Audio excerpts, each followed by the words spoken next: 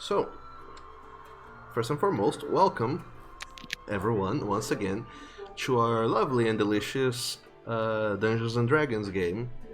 Today we're having Team Red, the sixth game. So look at that, we're past a month of D&D together, and nobody has quit the game yet. So I mean that's a good sign. Hooray! Last time around with this interpret group of the adventurers, a lot has happened to a certain degree. We followed the party as they returned from the crossing after chasing and killing giants elsewhere.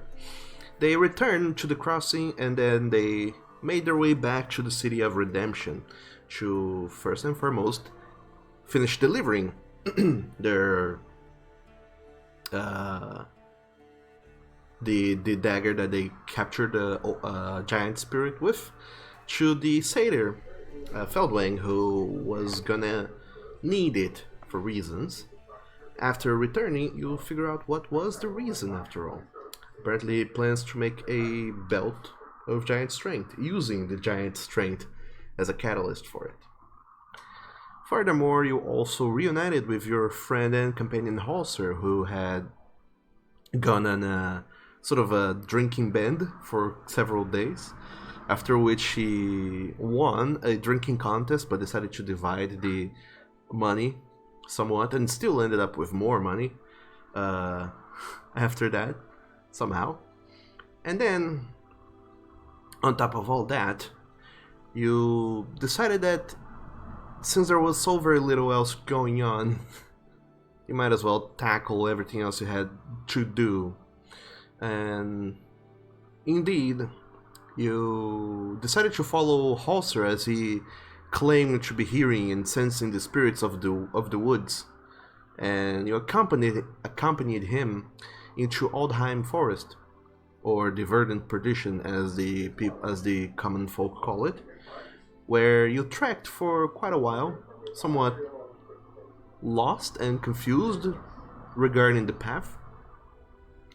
But still trusting Halser's guidance, you followed him into a tree that was bearing fruits that you haven't seen before, or didn't even know what they could even be, and deciding to take a leap of faith after denying that that calling for quite a while. You decided to ingest those berries, or rather their juice, off of your kobold friend, and found yourselves transported into a different dimension where creatures, darklings and satyrs, were being mentally controlled by an arcanist, a warlock that seemed to be also following the trend of humans, more people sacrifice in the city of redemption.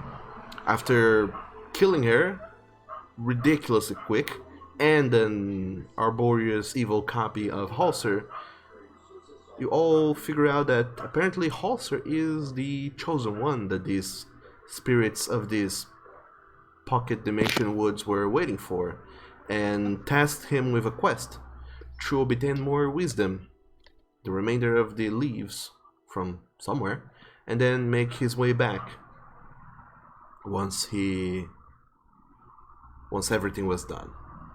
After which, you all jumped in a pool, swam your way back into the material plane, and after that, finding yourselves on the edge of the forest, you started to make your way back to the City of Redemption, and that is where the last game ended. So, green team, I imagine all of you are... Red. Red team, I imagine all of you are very tired of your adventure, and seeing as the day is nearly ending, you're probably, well, not ending, but the time it took for you guys to go and then to return, it's later in the day, about 4 or 5-ish in the afternoon. So what are your plans for the remainder of the evening?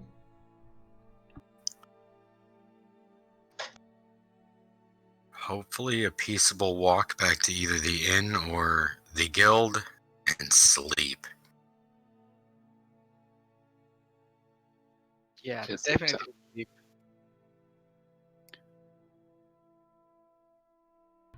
So, as you return to the City of Redemption, there's nothing on anybody's agendas that they wanted to accomplish or do. Not if it's. I'd like to stop at a place and buy a teapot and just some very basic tea. Okay. You stop by a shop in town that sells those things. So, is that an actual item on the player's handbook that you're looking for?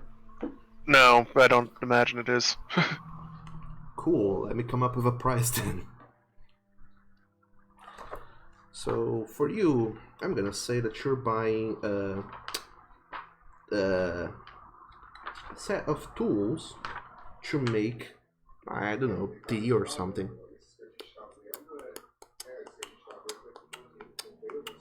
So, I'll say you pay a gold, 1 gold coin worth of supplies. Okay. And you have just acquired cook supplies. Cooked utensils, that is.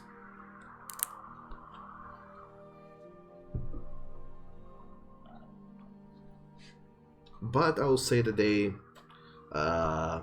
fuel the bill of you wanting a teapot and whatnot.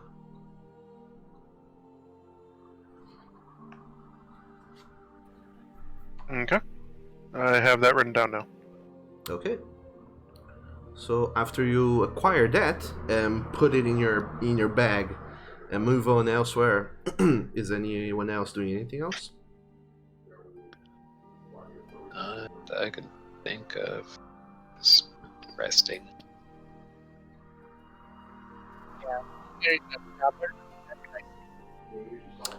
Your microphone is kind of cutting out, Alpha. I can't hear you. Okay, thank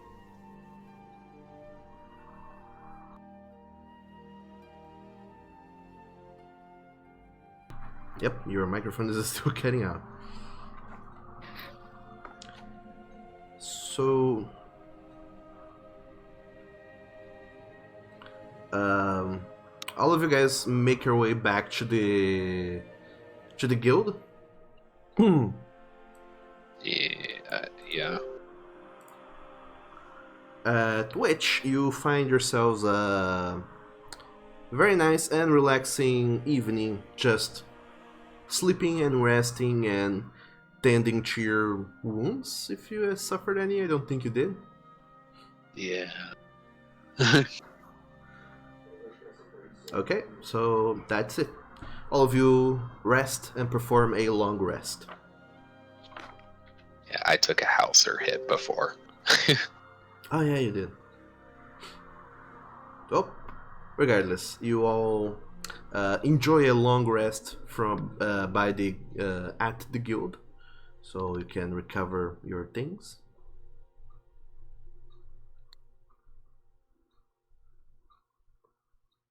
And then morning comes by.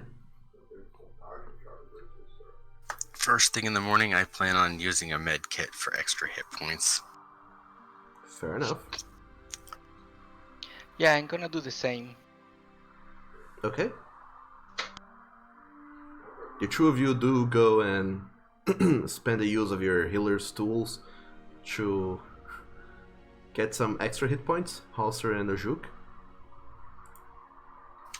Even though I don't think you have anything prepared for your day, you decide to make sure you're good, regardless. And, there you go. As you guys are getting ready at the guild, having breakfast and such, it takes a very short amount of time before you are hailed by the tiger folk whom you talked to several weeks ago. when you first came into the guild. And to answer your question, Nitria, it's more so of like, I'm flavoring it as like you're taking some sort of the medical components in your healer's kit that allows you to,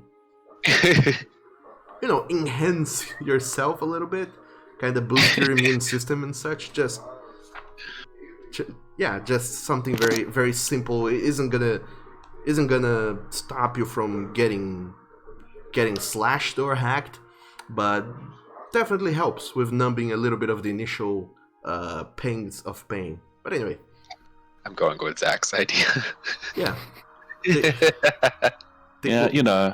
Thick layers so that when you get cut into your flesh, it just immediately seeps in. Sure, that works. So good. That works. So That's how science works. Right. It takes a moment for all of you to be gathered, and then you are brought in front of Anthony, the leader of the guild, who manages to gather all 5 of you and say, "Well, it would seem like all 5 of you have been doing quite alright for yourselves. Or so I have heard." Well, we've killed things that have proved to probably be a lot more deadly if they stayed alive longer than it took to kill them. It hasn't paid well, though, I can say that much. Yeah, we could probably use some work with a little more payout at least once in a while. Well, funny that you would mention so. The guild has a few job opportunities that we have been looking to hire people for, or recruits from the guild to do. And those would be you, by the way. It's a very tricky endeavor sending recruits into these missions because they are of very dangerous and deadly property, and it would not do to send greenhorns after those after all. But you seem to have proven yourselves quite again and again, and are well spoken by the population thus far, which I hope remains that way. But regardless, we do follow along. I need to discuss a job opportunity if you're interested. Yes, please. And Anthony starts guiding the 5 of you into his office on the top floor, to the eastern side of the guild, that sort of the main building that sort of overlooks the entire city. Once you are all 5 of you are inside his office again for the second time, that you have been on his office ever since you started with the guild, he closes the doors and walks through a table and starts kind of shuffling through some papers, pulling out one parchment that you see it has a lot of notes scribbled all over it, some etchings that from a look it looks very incomplete, and he just starts pointing off to the map and kind of pointing the general direction and say, "So this is a place we have been trying to do a little bit of reconnaissance, a little bit of scouting, and we have thus far failed. Well, not necessarily fail, but it's tricky to do.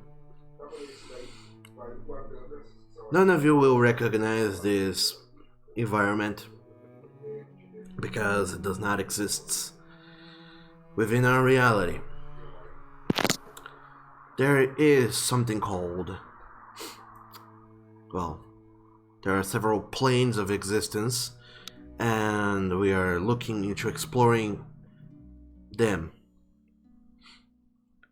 When you came to the guild at first, what really called my attention on the five of you is the fact that there was a stench of fiend on you.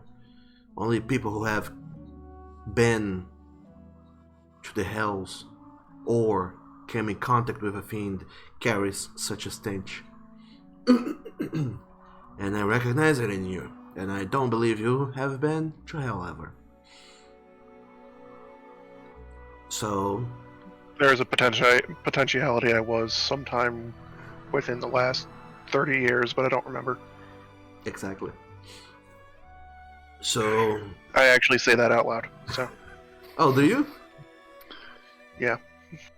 Well, Anthony just kind of looks at you, kind of quizzically a little bit, and says, well, you probably hasn't been. As far as I know, going to the hells is not someone just forgets about. It leaves a mark on you. Anyway, there are fiends coming from the hells into our world, into our plane, and we don't know what they want, other than just cause havoc and destroy things and just do horrible things. As best as we can tell, they have no plans, no objectives. They just seek to cause chaos and destruction.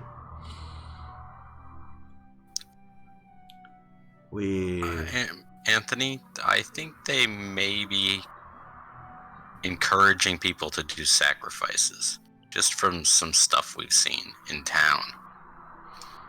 I would not doubt that. That is a very big possibility as well. But regardless, the point stands that these fiends are bad news and they cannot be allowed to exist, or rather keep coming into this realm. Unfortunately, going into the hells is not an endeavor one does lightly. It's tricky, it's troublesome, it requires a lot of preparation. We used to have people that would come and go to the hells and try their best to stop this incursion from happening, but over time these people,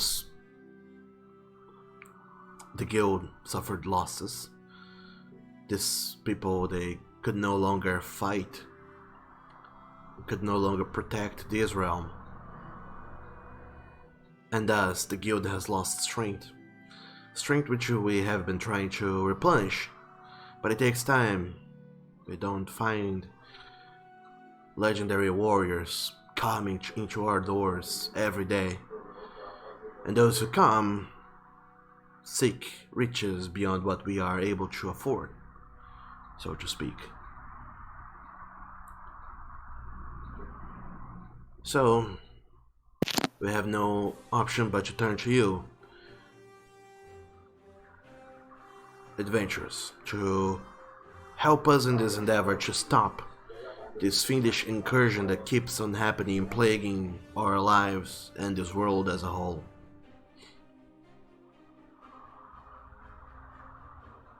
So what say you?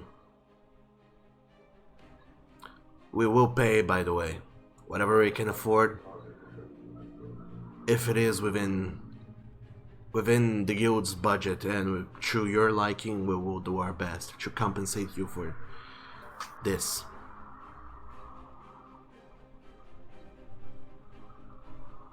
This sounds like a very convoluted way to tell us to go to hell.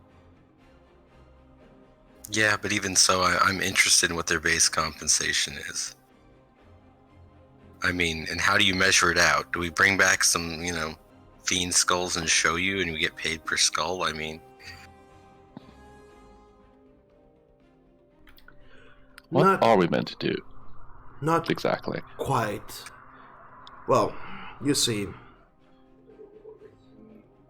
I would not at all entertain the idea of sending the five of you to stop the fiends from coming into this plane.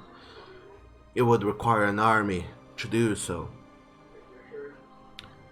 So we're not sending you to kill anything or do anything that dangerous. We're sending you to a scouting mission.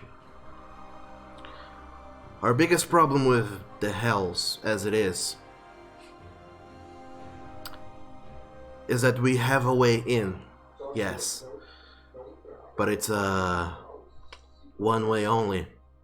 We can send people to Hell, but we can't bring them back. And we need to be able to bring people back.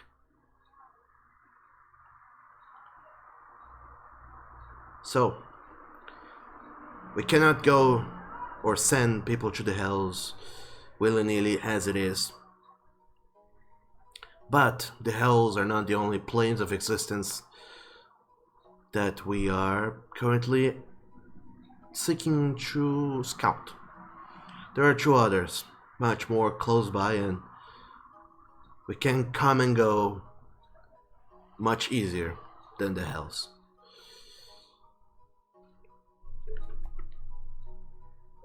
I don't know that if you have ever heard of the stories that the folk will tell, their lore and such, but the stories of fairy lands are not that far-fetched. There's a realm called the Feywild. There are much riches and treasures to be found there. Magic that has been long forgotten, and people here would be very, very pleased to acquire and study and convert it into some way of helping us, the guild, go to the Hells. So that is your quest. I think we were there yesterday. Yeah, I was gonna say, I think we've had an experience in those fairy realms. The last time we went to the forest. Yeah. You can call that an experience. Well then, great. You already know your ways, sort of. I think we have a shortcut in our bag somewhere. Not sure if it works still. Well, let's not jump too far ahead. This is gonna be your job.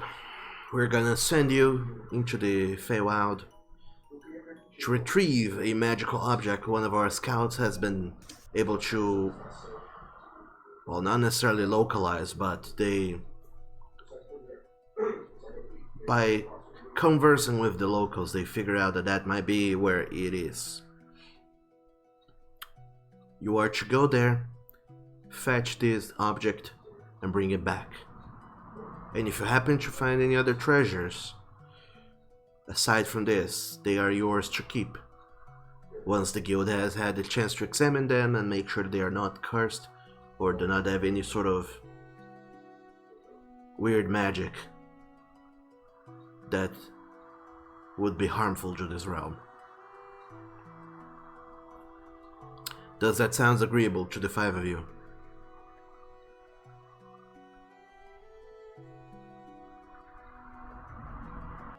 Some coin for the trip would be nice, but magical treasures might be good too. What item are we supposed to get? I mean, the one we can't keep. Our reports talk of a object that would assist with flying large numbers of people at once. We're not entirely sure what that is per se, but that is what you are being sent to find.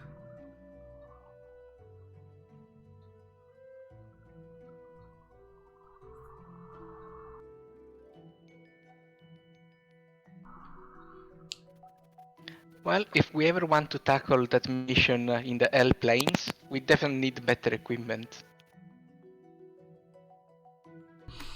Not only do you need, but I would not allow anyone to go to the hells without a means of bringing them back.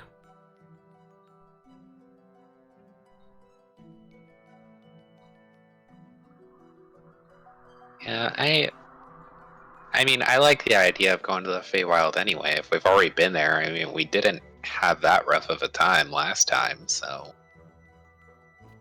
Well, we were invited the previous time. We don't really know where this is gonna happen. Can we roll to see what we know about the Feywild? Make an Arcana check, I believe.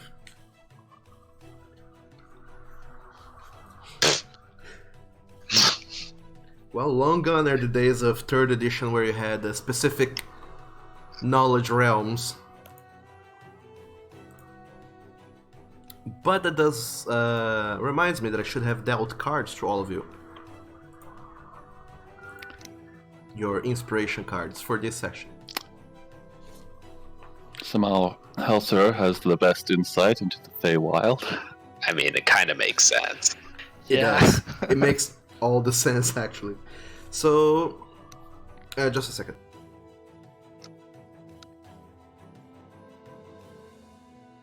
I'm always cursed with these low cards. Even guidance would be better. So, That's sad. oh no, I'm sorry. Yeah. So, okay. All 4 of you, 3 of you, who tried to rack your brains and think a little bit about the Feywild and what do you know about the plains per se. That is all that you really know is the folklore of fairylands and where do people go when they die and such and such and such. And you know surprisingly little about other planes of existence, especially because going and coming to these planes is not at all common. In fact, some people go through their entire lives without even knowing such places exist. But you, Halser, somehow, you know all too well that this land that you all live in, it is to a degree alive. The spirits that inhabit it are old and ancient, and they have cared for this land for quite a while. But they don't originate from here. These lands are connected to lands elsewhere, in a realm called the Feywild. And that is the realm that powered these lands and makes it that so life here can be so thrilling and so can exist as well as it does.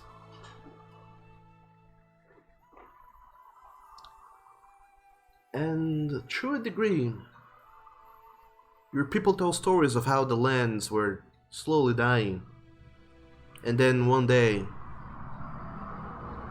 they revitalized themselves.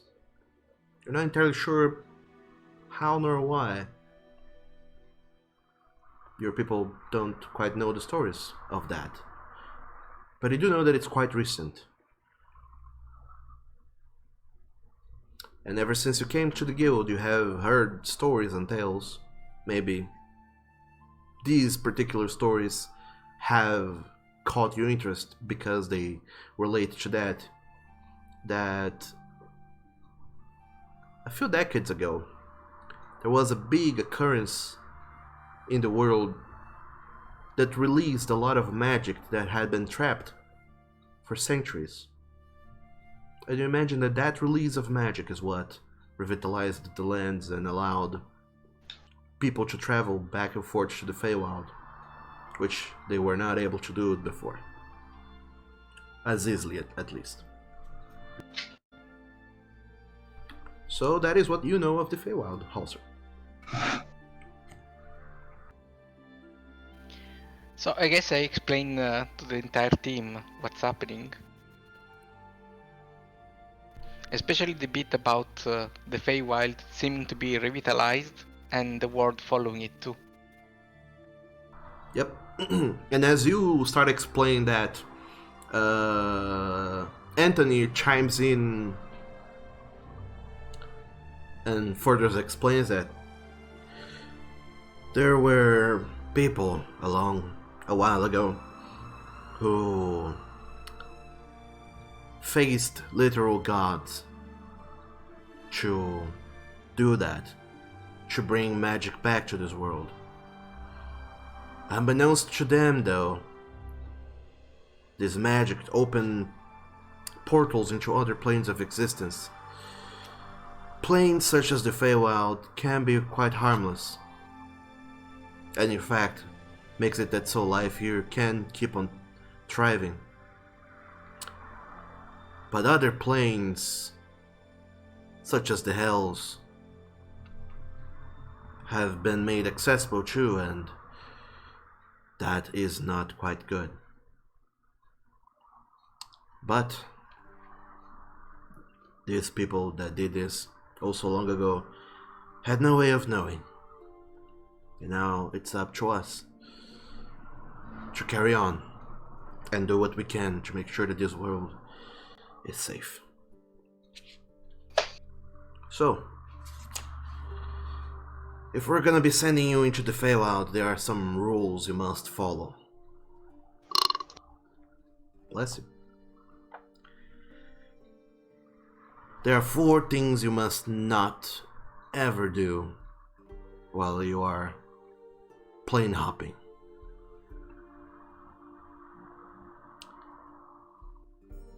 Do your best not ever to spend a whole full day there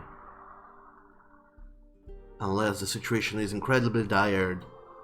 Do not lower your guards, do not go to bed, do not sleep while you are there, do not stay over 24 hours. Always come back within the same day. If at all possible, do not interact with extraplanar creatures. They can be very whimsical, they can be tricksters, they can be deceitful. You don't know. And then you are in their home, where they have the power and you are but guests. Unwelcome at first, and depending on how these interactions go, that can worsen. Do not use magical devices found on other planes while you are in those other planes. If you find anything magical in nature, bring them back. Let the guild examine it. Let our experts know what it is and what it does before we pass it back to you.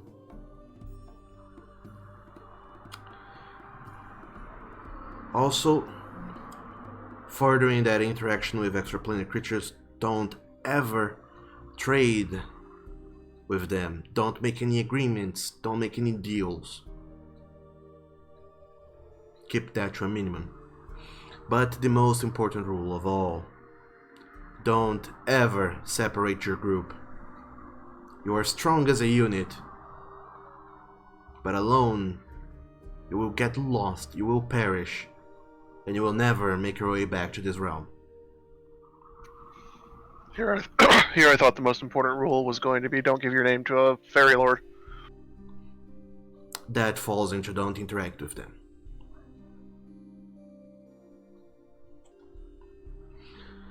But it is not a land of don'ts. There are also some do's. And those are do bring supplies. To some degree, the Feywild is full of trees and lives and all sorts of fantastical flora. But, if at all possible, do not consume anything you find in those lands. Bring your own supplies from this realm. Do write down and keep a journal of events. Everything that happens is important. Don't let anything go by you. Don't brush off anything as insignificant. Make note of everything.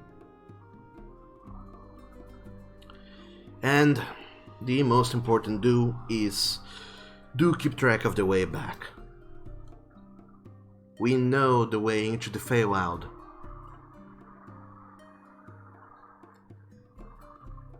And that way in is also the way out.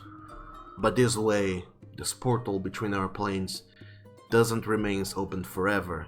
It closes and then reopens at seemingly random intervals. We have ways of predicting when they will be open and when they will close. And when we know that they will be open for long enough to send an incursion through, that is when we will ask you to come. Otherwise, we would not even fathom the possibility of sending people through unstable portals. And you being there, make sure you remember where the portal is and are able to come back to it quickly. If the portal closes and you're still over there, do remain at the portal location. Eventually it will open again.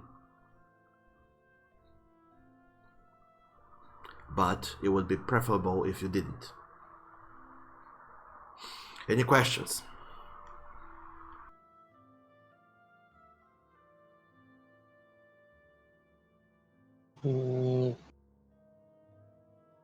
Not that I can think of. What if one of the creatures has the magic item? Then what happens to those rules? These are our do's and don'ts of extraplanar travel. But in the nature of this specific mission, you are allowed to break these rules. But do keep in mind that breaking these rules might put you in danger. So measure the risks. If you think you can outwit your way out of any situation, any interaction, and you know the way back, and that the way back is clear, then sure. But if the situation is already dire, if you're unsure or lost, confused, or under any sort of magical effects from the realms, do come back. We can always try this again at another time. Okay.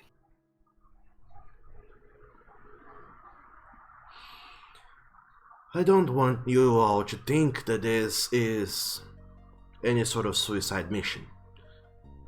This is feasible, this is possible, but the risks you will face while over there are nothing compared to the risks and adventures you have been thus far in this plane, in this realm. Once you are there, the rules are out of the window. Anything goes in those lands of magic.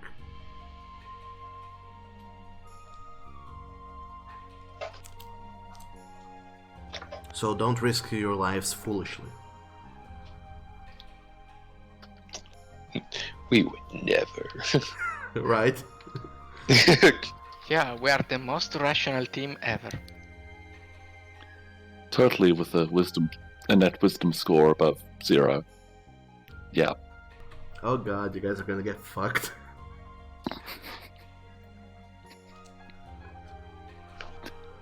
So, You're the one sending the low wisdom team into the Feywild first. I mean, It'll be fine. yeah, it'll be fine. You already have experience in the Feywild after all. If I'm up close, I have like advantage against their spells and stuff, so I'm kind of offset for my low wisdom with that, circumstantially. Yeah, hopefully that'll come in handy. Where I just have a 6 and no way to offset that. And Here I at have the plenty guild. of optimism, and that's it. Well, yeah, there you go. I mean, Here at the guild, can I get some half-price basic supplies? well, depends Another on water skin? Sure, the guild will supply whatever you need for this endeavor. You are, after all, being sent on this on the guild's behalf. So, write down all that you need. We will supply it to you. And when you return, then we can discuss prices. But for now, I mean, within reason, An of item course. that helps counteract charm spells. Unfortunately, we do not. Well, there goes my plan for ordering 50 healing potions.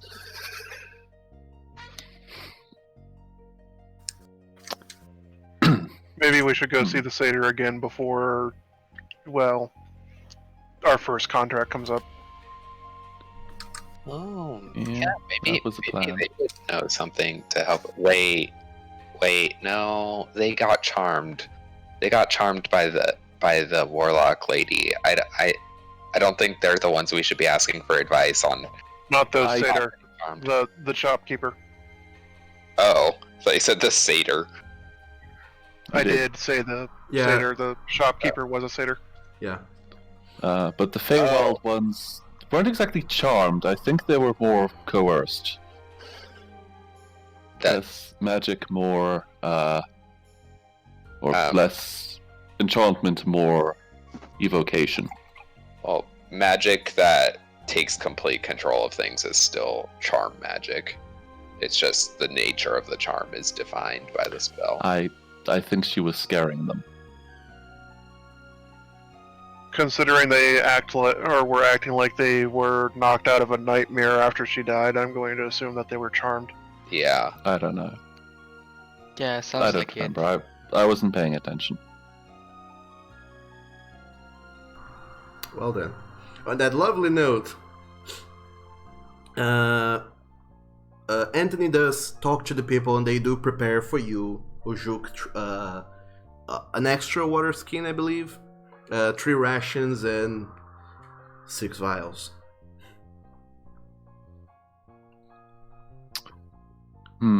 I could probably use a top up on vials.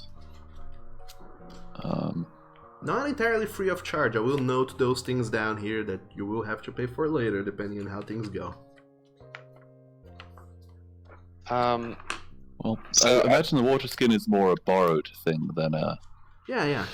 I want a water skin forever. I forgot Yeah, that. second water skin, another 5 vials. I'll just return the ones that I don't use. I still have 10 rations for some reason. Doug, Yes. I mentioned this before, I think in the Discord, but I don't think I brought it up in game. I wanted to try and see if Tijakwi wanted to buy that drow poison. Oh, well, you're not going to the Feywild right now, I believe, because you're planning to do other stuff, so sure, you look for her. Oh rats! I would have really considered keeping that. I didn't even paid you for it. I mean, we Um, as a party, if you want to keep it, then Nitra would hold on to it. But Nitra has a grand total of 8 gold and this poison that she personally will probably never use, and a person that would probably pay a decent amount of it because I think it's worth like 100 gold. I mean, it's always worth asking how much it's worth. I think when I looked it up, yeah, it was in the Discord. I mentioned it because I was looking at the worth of items and I came across the drow poison. Let's see. Well, I mean, if you're desperate for more gold, and I want that poison, you want 10 gold for it to start? Drow poison is worth 200 gold. Well, I ain't got 200 gold right now. Well, I'd imagine what I we don't could think do with any- 200 gold. exactly. That's like 4 healing potions. Yeah, that's like one use of poison for 200 gold. And frankly, I mean, some of us maybe have like some sleight of hand capabilities, but most of us ain't that wise. So situations, and I mean, maybe that would be more of a charisma thing, but yeah, I'm just... The most I could give you for it right now is 20 gold. I would... Which means I'd owe you 180 at some point. We're slowly paying it off. Okay, I'm thinking of this in terms of, like, as a party, since we're probably going to help each other pay for things, it's probably better to get gold from an NPC to get gold from one character to another. Well, that's true. But I have possible plans for trying to use that in different ways. Yeah, I think it's just one use. It's one use, right, Doug? It's not like a whole ton. Yes, it's single use on your weapon, but I think it lasts for 1 minute, or you can dip 3 pieces of ammunition in it, I believe. So I might be able to fill at least 3 vials of poison with it. Wait, what? If I was to carefully fill vials with that poison, how many could I fill with the amount that Nitria has? It is a vial. It is already It is one vial. It's 1 vial. And I don't think it's a slather on skin by slinging it with a sling Yeah, it's at people. It's an injury type poison, so it can be applied to weapons, ammunition, trap components, and objects. So long as the damage comes from piercing or slashing. Alright, I guess we are better off selling it. Yeah. As much as poison fire death Yeah, balls that's what I'm are thinking, but it's fun. not gonna work. So let's head to the docks and see how much we can sell it for. We could use 100 plus gold. Okay. Yeah, like even if it's at half price, that's 100 gold right there. Yeah, it's definitely worth it. Alright, so you're going to the docks to talk with Tajikwi. Yeah. Alright.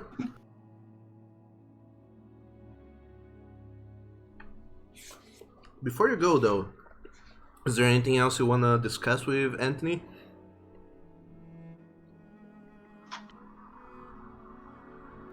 I want to ask Halser something. Sure. Do you think we should tell him about the berries or anything about you in the tree, or no? Oh, in this case, I will say no. I mean, Okay. I don't want them to go to the tree and try to extract more berries. You know, the tree is an ally right now. I don't want to piss him off. Now it's like you're Perfect, top understandable. protected. Okay, let's head to the docks. Fair enough. So you go to the docks, and it feels like no time whatsoever has gone by between you arriving at the docks and Tajikwi starting to make her way over towards the party, the group. For you, Nitria, it feels like an eternity. It feels like what? It feels like an eternity. And as soon as Tajikwi shows up, you are filled with anxiety to a degree. But you're able to keep your cool as she makes her way over to the party. And she is still styling her long hair wrapped on a bandana on her head.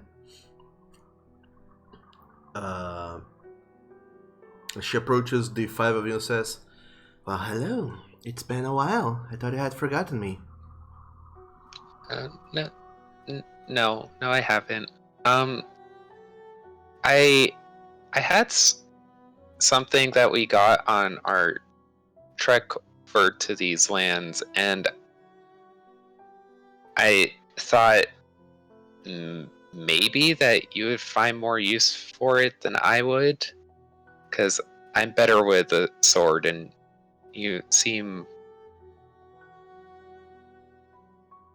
like you'd be better with more smart ways of dealing with threats. And Nitria will reach in to her bag and pull out. Sorry, I just read Zach's message. That It's okay. anyway.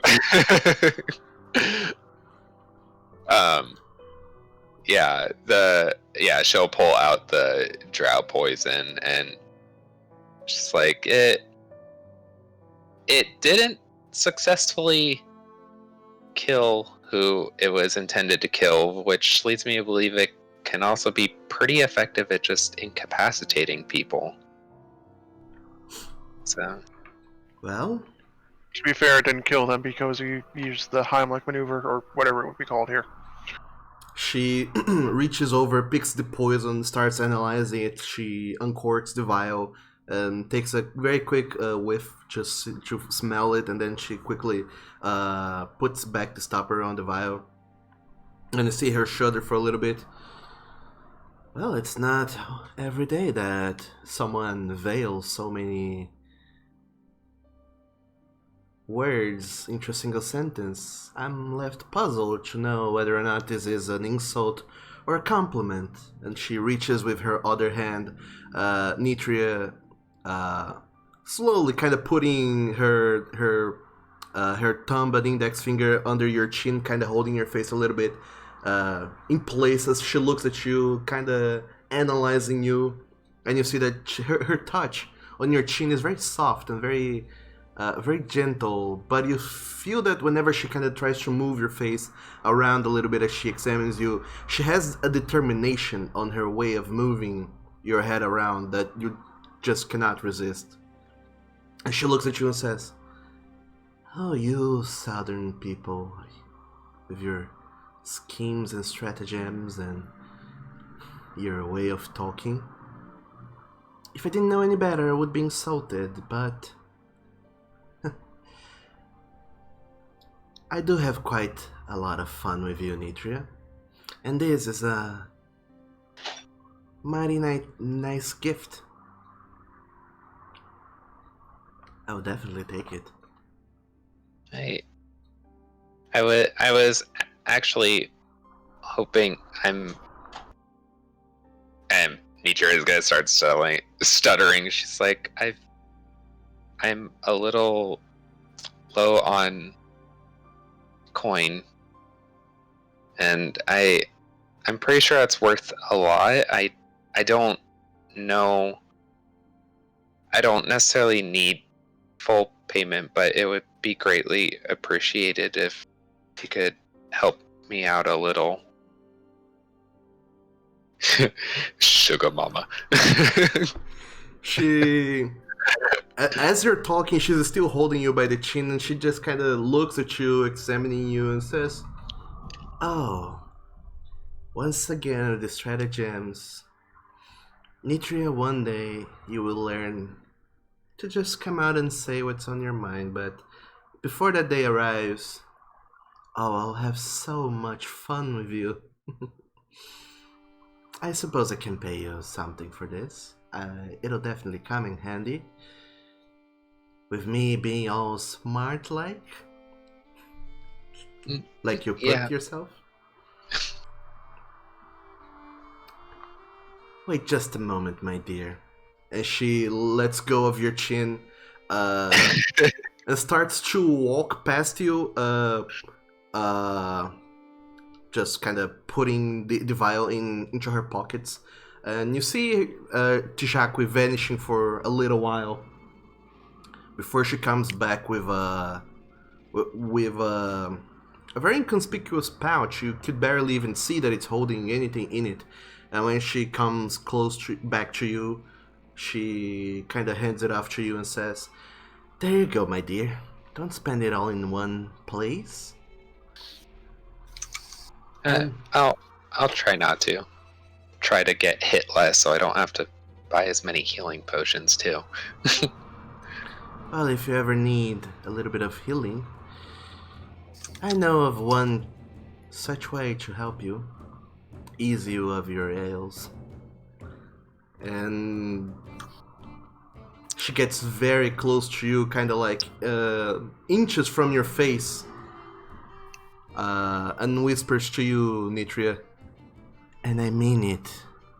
to come visit more often. I enjoy spending time with you. And then she kind of backs away from you. And before she goes, she kind of just slaps you on the butt gently and just turns around and starts and leaves, laughing to herself a little bit. Before you go, I could offer to make some scrolls of some specific interesting spells in exchange for a little bit of money. Oh. Is that so now? The whole lot of you are looking to appease me. Oh, my dear nature, it would look like I have some sort of competition among friends, no less. I'm mainly looking for money.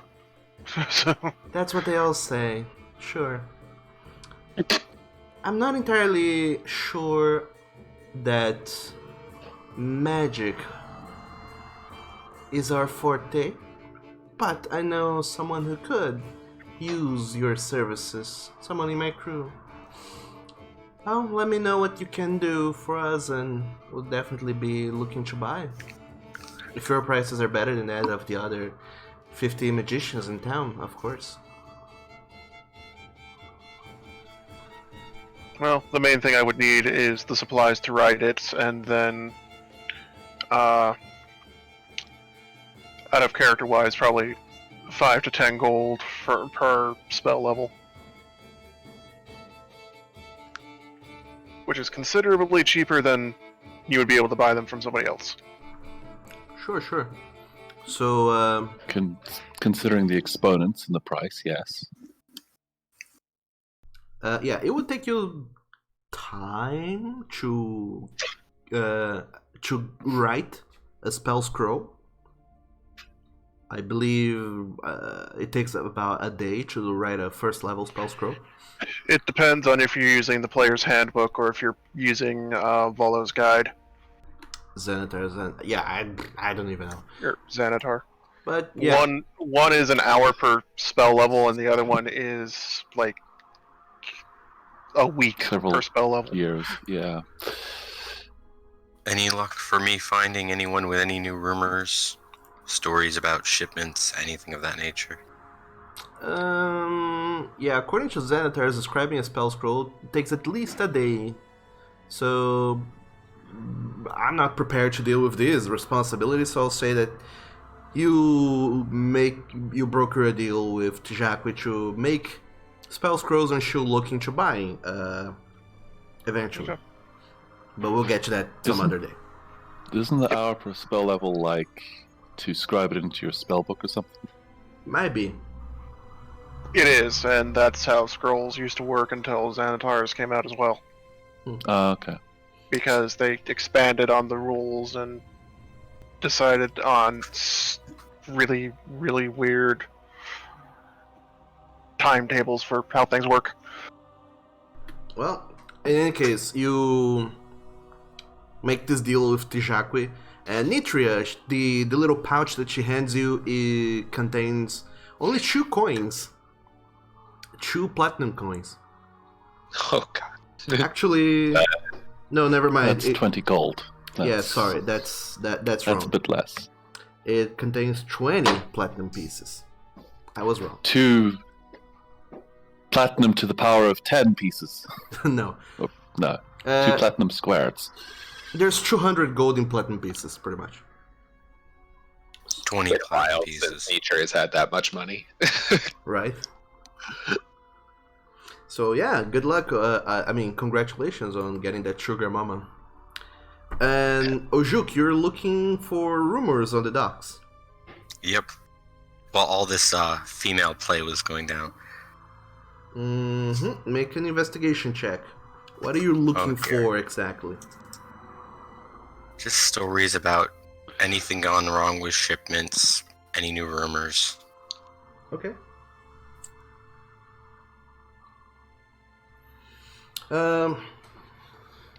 People do keep talking about exiles still keep coming over here, They have a rough time finding employment at first. Eventually, they are either taken by this quote unquote criminal organization in docks, the the Azure Maelstrom, or they find jobs just kind of going back and forth between cities making deliveries. Some of them take it to poaching or living off the land or whatever, and some people manage to assimilate into society almost seamlessly. None of these exiles calls to your attention per se. On top of that, you also hear stories that people are still looking for more breeze shrub, but in much less quantity now that some mishaps have been solved with the guild. That a shipment that was supposed to have come by the beginning of the month was lost, but a few weeks later it was another shipment came in that solved that problem, and everyone knows how much the guild loves and hoards breeze shrub.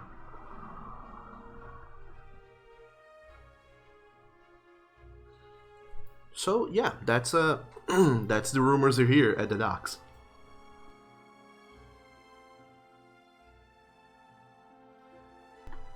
Anything else you're looking for? Nope. Okay, alright. So with your newfound money, you guys make your way elsewhere, I believe, to achieve something else?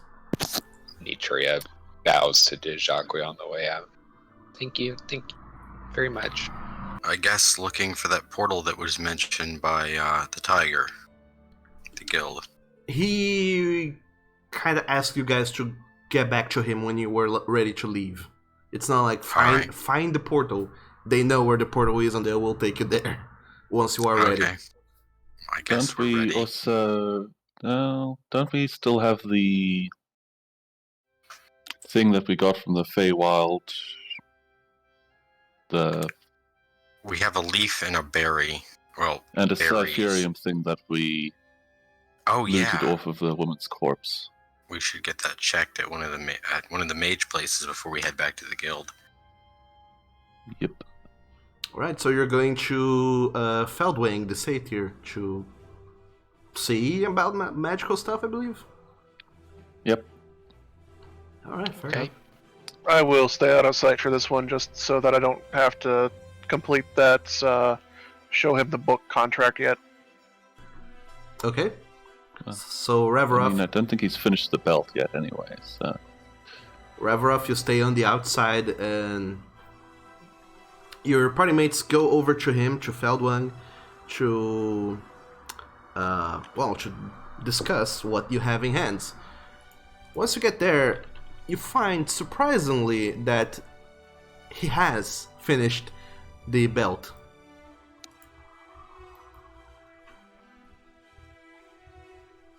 Well then.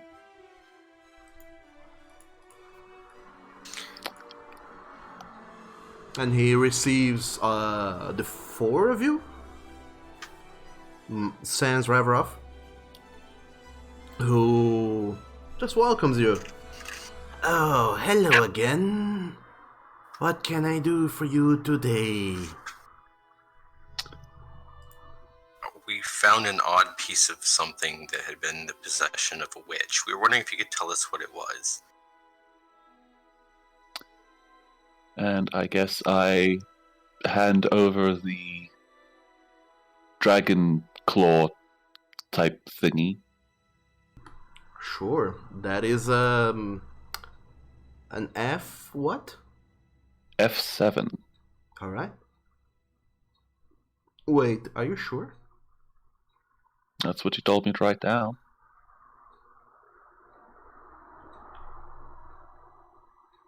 He's like, oh shit, this is powerful. Yeah, this is wrong. I gave you the wrong thingy. Oh no.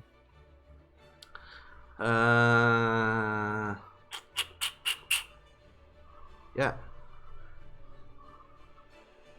So you go over there with the Dragon Claw. I mean, I gave you the wrong thingy, but we were gonna roll with it. He... Turns into a butterfly. No, it would turn into something else, but no. Such is the nature of the Feywild. It makes a typhoon on the other side of the world. Right? Oh no. But If no. it's powerful and destructive, I think we should put it to somebody's weapon, but let's see what it is. That's what you're gonna do with everything now. He takes a look at this dragon claw smeared with crimson blood and examines it for a little bit. He goes back into his to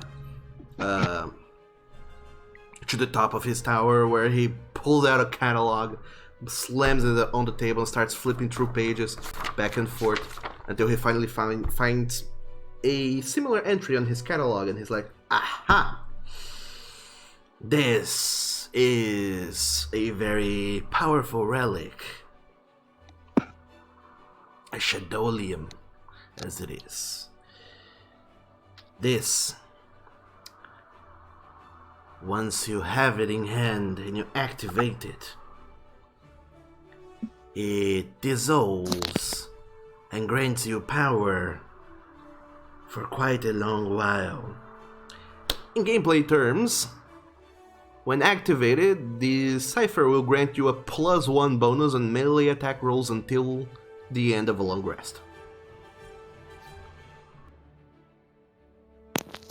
So there's the possibility it could make a +1 weapon out of any weapon. Sure.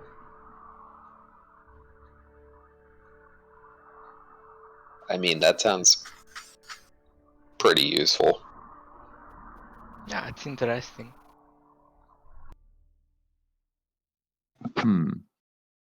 This is the tooth, right? The dragon tooth? Yeah, the Thanks. Dragon It's Claw. Dragon claw. Bit of dragon stuff coated in some type of bloody resin. If I dare ask, stat-wise, out of all of us, the melee fighters, Nitria has the lowest bonus to her attacks. I have a 6 on most every weapon. I I have have a 6 on every weapon. I have a 6 too. Yeah, I have a 5. Okay, so I guess on Nitria's basic weapon, we should try to put it. So. Or we could try and con him out of the Belt of Giant Strength with her or something. Yeah, that's an alternative. I'm not sure if this is worth the belt of giant strength, but definitely having somebody have a +1 weapon is a step in the right direction. So does somebody want to step out and ask Nitria to come in? Oh, And we'll see. she's just inside, so she'd be able to, like, hear you guys. She's just not up in the area with you. Yeah, I'm imagining everyone but Raveroff is there. I didn't. That sounded robotic to me. I don't know. Yeah, same here. He assumed everyone but Ravroth went in.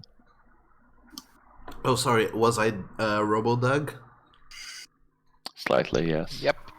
Let me try and... Nary, Robo-Doug, and you're still Robo-Doug. Well...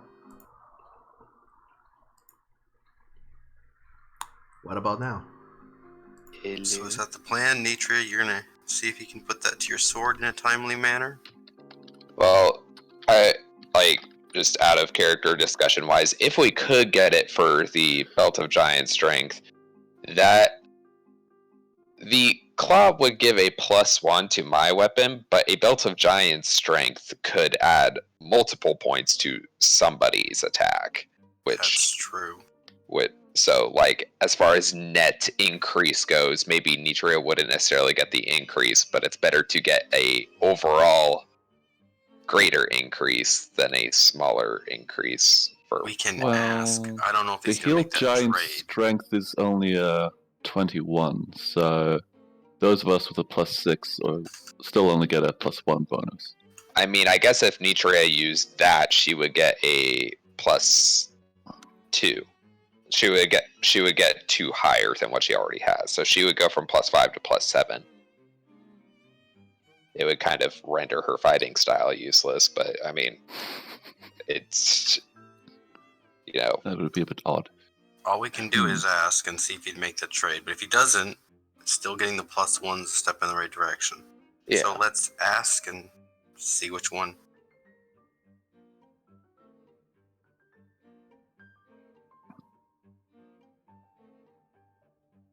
Nitria, go ask the shopkeeper.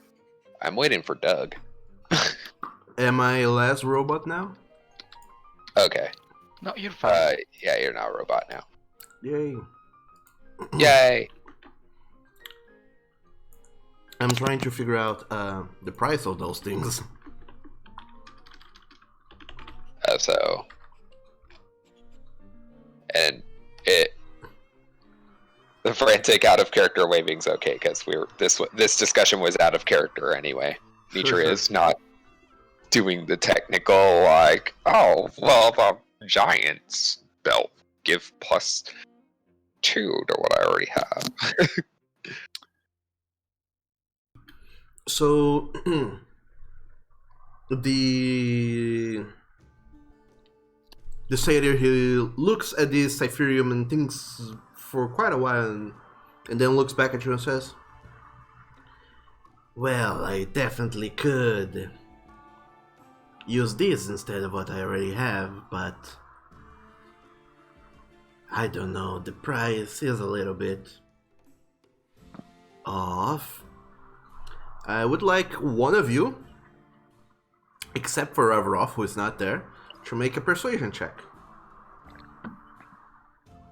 Who's got the highest persuasion? Mine is 0. Mine is +2. Mine is 0.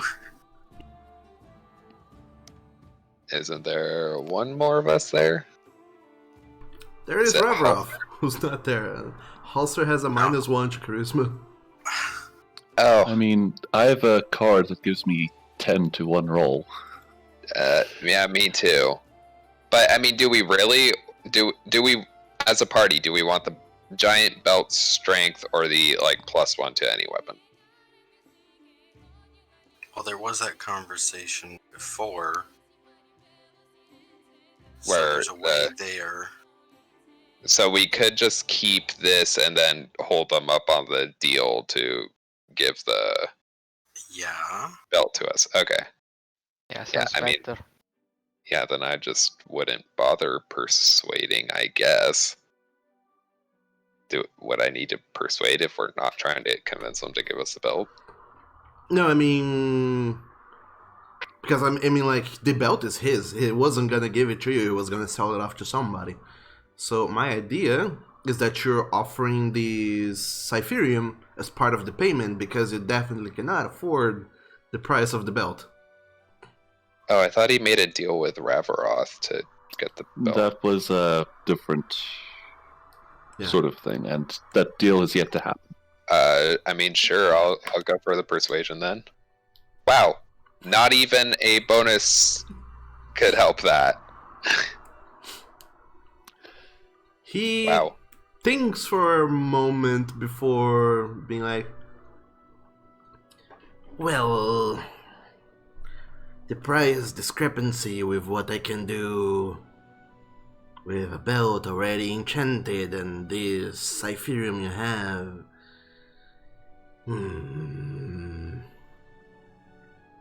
We can make a trade if you also put another 1,000 gold pieces on top of that. Nature coughs. Maybe it would just be better to discuss the cost of putting this onto her sword for now. Yeah. Let's discuss payment plans. Yep. Souls, firstborn children. Everyone's favorite part of D&D. I mean, we've already done the souls part, as it were. Yeah.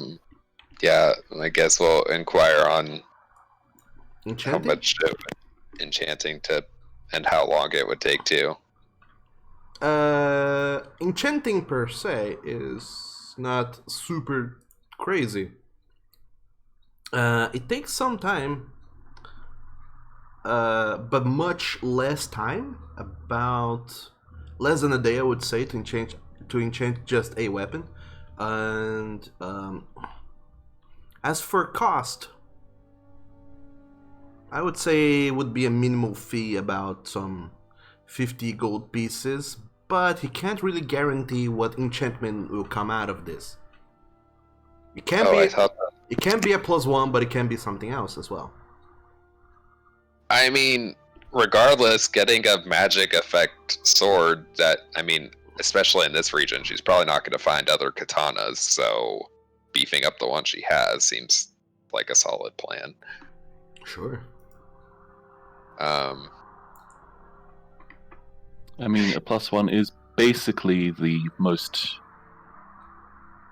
simple enchant, so... So? It only goes up. Yeah. Yeah, do we... He said it would take less than a day. Well, why don't we leave the katana here with him as well as this claw and pay him 5 silver and figure out what we'll do in town to waste the day. Cough, cough, work at the docks. Yeah. Yeah, solid work plan. Work at the docks. Help the Shockwee. Just show up. Give us more money, please. Oh no. Well, I wasn't Not thinking worded that. like that. Oh no, I was just saying, like, if we're working down at the docks and she's down there, like, she might be one of the people that we end up, like, carrying crates for and shit. Well, I mean, you could entertain Jizakwi for the day while the rest of us work, maybe. So is this what we're doing? Well, Yeah, unless you can give my hands over to enchant them. That might not be the best idea. No. Yeah, I guess we could leave the katana with them and pay the 50 gold. Sure. I can afford that now. All right. Hooray. So you leave. Hooray! You leave. Hooray, sugar mamas! Right. You leave with him your katana that you have brought with you thousands, well, hundreds of miles from the southern kingdoms all the way to the northern kingdoms in Rosenfell, and then across yet another voyage through the ocean through Nolyn, where you guys currently are. Both you and this katana has seen a lot of travel together, and to part with it, even for just a single day, kinda gives you a little bit of pause. But then you think, hey, this is just a weapon, and it's gonna be a cooler, kick-ass weapon Yeah, tomorrow. it's gonna be cooler. So you leave it with him, pay him already the initial fee for the enchantment, and he's gonna start enchanting it because he's got nothing better to do. So because I wanna throw a randomizer on this bitch here, roll d20 for me to see what enchantment you get. Comes out as a vorpal sword. Oh no, please no. That'd be awesome. Roll a 20. 4. Okay. I'm kind of wondering if this is one of those things where a higher number is better and if I should add my card to it. If you want, maybe. What do you guys think? Well, I mean, then you... Oh, I'm thinking do it.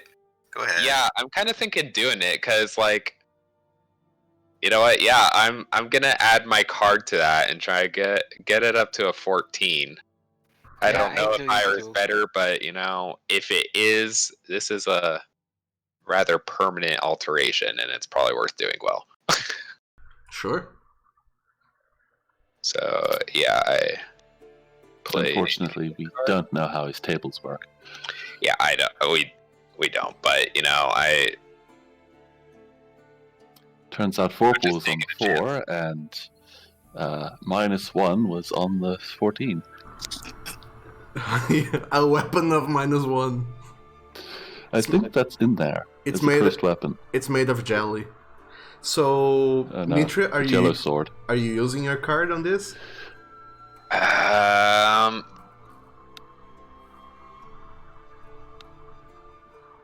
I don't know. N- n- yeah, I'll go for it. All right, great. So, It's a plus 10, so all right, so that's 14. So you leave your sword with him for him to enchant. Part with it for the day, and go with the remainder of your party, your friends, to do whatever it is that you're gonna do for this day. I just realized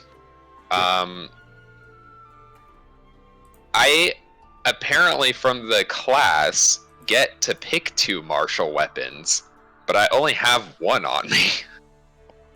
Whoops. Is this a thing I would get to retroactively fix? Sure. Okay, I was like, I'm pretty sure I had a whip with me too. I'm like, I don't have any other weapons. What the fuck? Oh man, previous campaign there's were so many people retroactively getting proficiencies they should have had but they didn't. It was a mess. So yeah, sure. You get to choose your other martial weapon. Yeah. Okay. So you leave it with Feldwang for him to enchant your katana, and then you leave with your friends. A little bit less money on your pockets. So, Red Team, what do you wish to do for the remainder of this day? Since apparently we're just waiting for things to get done. I'll go move Awkward. boxes for a day at the docks. Yeah, Okay. Effing moving boxes. So everyone follows Halser to to the docks to try and get some money out of that. Moving boxes, apparently. Nah, I think Zach will probably do some blood science.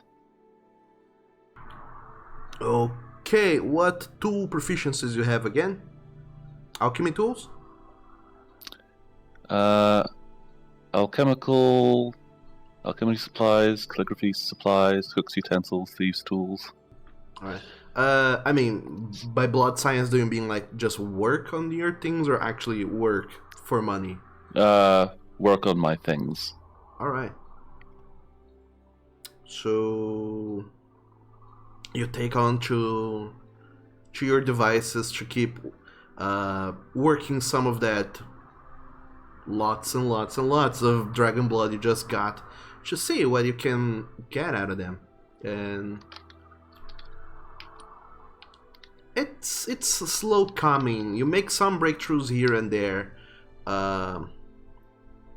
You know, with trying to see what you can achieve out of this, and you have been on Theorix for so long, ever since you started this voyage, that getting back to practice feels almost novel again, and it takes you a while to get used to all these sets of tools that you're working with an actual experiment at hand. But it is enthralling, and you spend the remainder of the afternoon and the evening just working on this tirelessly. And also, why not? You have fun doing so. Yay. So, Revrov, are you doing anything? I was, as I said, going to the docks to make money. Okay. Ojuk is the same, I suppose? Yep. Nitria? Nitria, I guess, will go keep Tijakwi company. Alright. So, Halser, Ojuk, and Revrov, the three of you are lifting boxes. I would like the three of you to make an athletics check.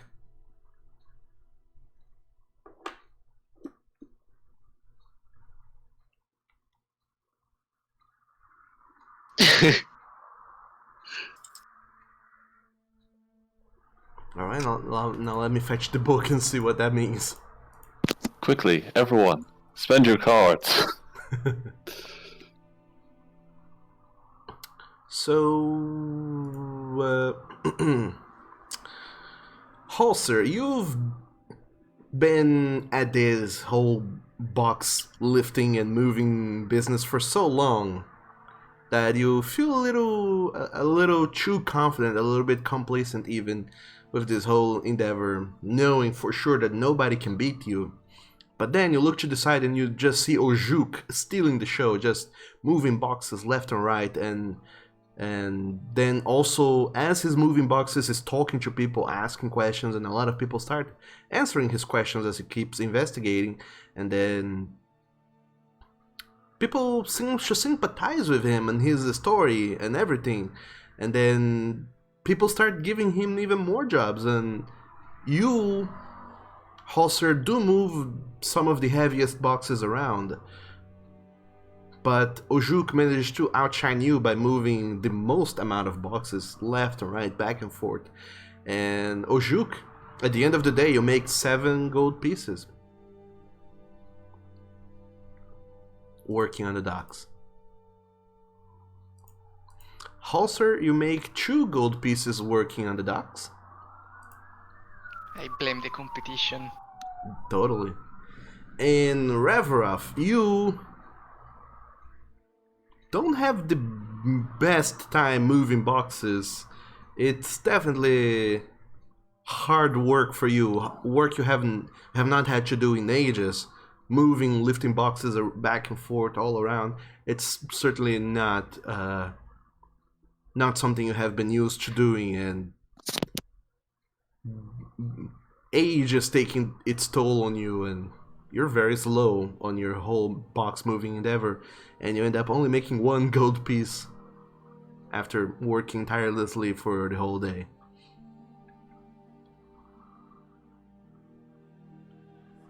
Enitria, you find Tijakwi, and as you and Tijakwi just walk around on the docks, kind of sort of hanging out, I guess, she sort of starts talking to you, quipping every now and then about everything you do. She kind of, the way she talks and the way she comments on things makes you feel very self-conscious at times, but even then, she still has a charm to the way that she says things that kind of make you feel entranced. She's just negging. Sorta, yeah. But she... I mean, that's still not good. But she seems to hold you in somewhat of a high regards, and she just goes around the docks, talking to you broadly and openly, and you notice that a lot of people seem to pay attention to you.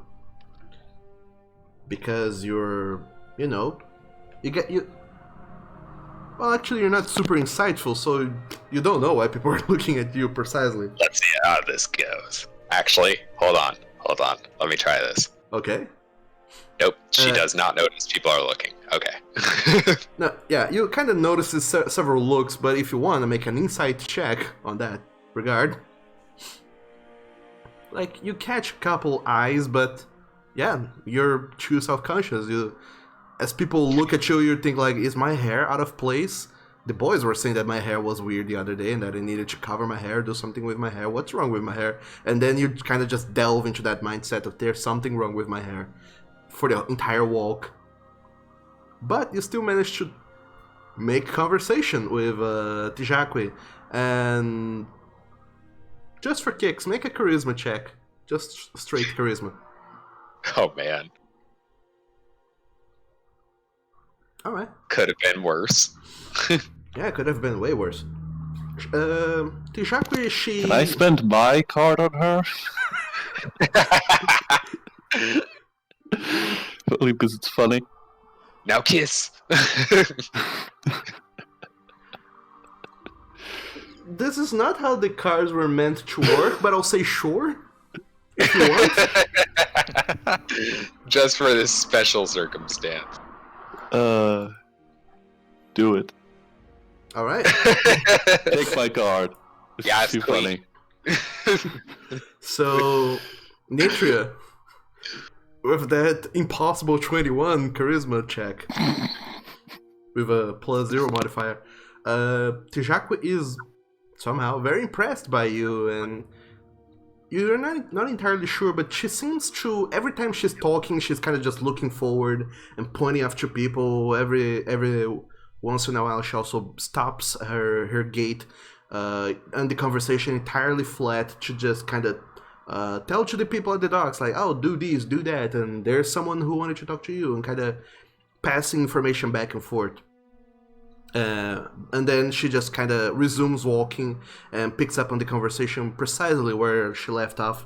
And she looks very imperative every time she's around, but whenever she looks at you, there's a glint on her eyes, and you're not entirely sure what that glint is.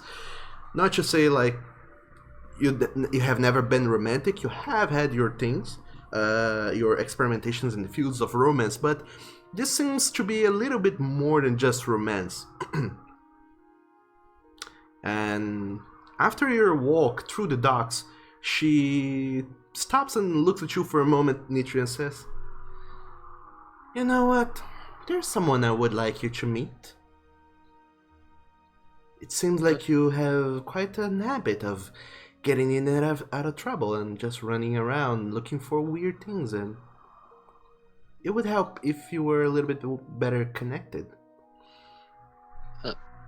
Of course, my lady. And, like, Nichiro fluster bows. Oh, I assure you, I'm no lady. Not anymore, at least. But do come. And she starts walking you down one of the piers in the dock, or the dock in the piers, one or the other, into a ship. The two of you walk up the gangplank, and as you notice, there's well, the ship is not sailing, so the sails are kind of closed. But you do see that the ship name is the Maelstrom, and the sails look blue. You ponder a little bit for a moment if that's who Ojuk had mentioned much earlier. And then she brings you in front of a guy, a very big, very tall and muscular shark folk. A man who just turns around and notices the two of you approaching, and you see this grin with his very sharp, pointy tooth, several of them even, and he just grins as he looks down at the two of you. And Tishaku says, "Well, Nitria, this is Maisud. He is the captain of the Maelstrom and the leader of this entire organization or group. And I feel like the two of you might have very little in common, but even then,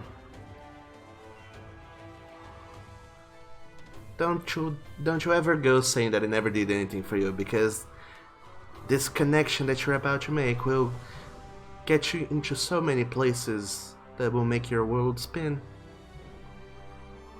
And the big shark folk, he just kind of laughs. "Well, nice to meet you, young lady. I see you've brought another one, Tijakwe.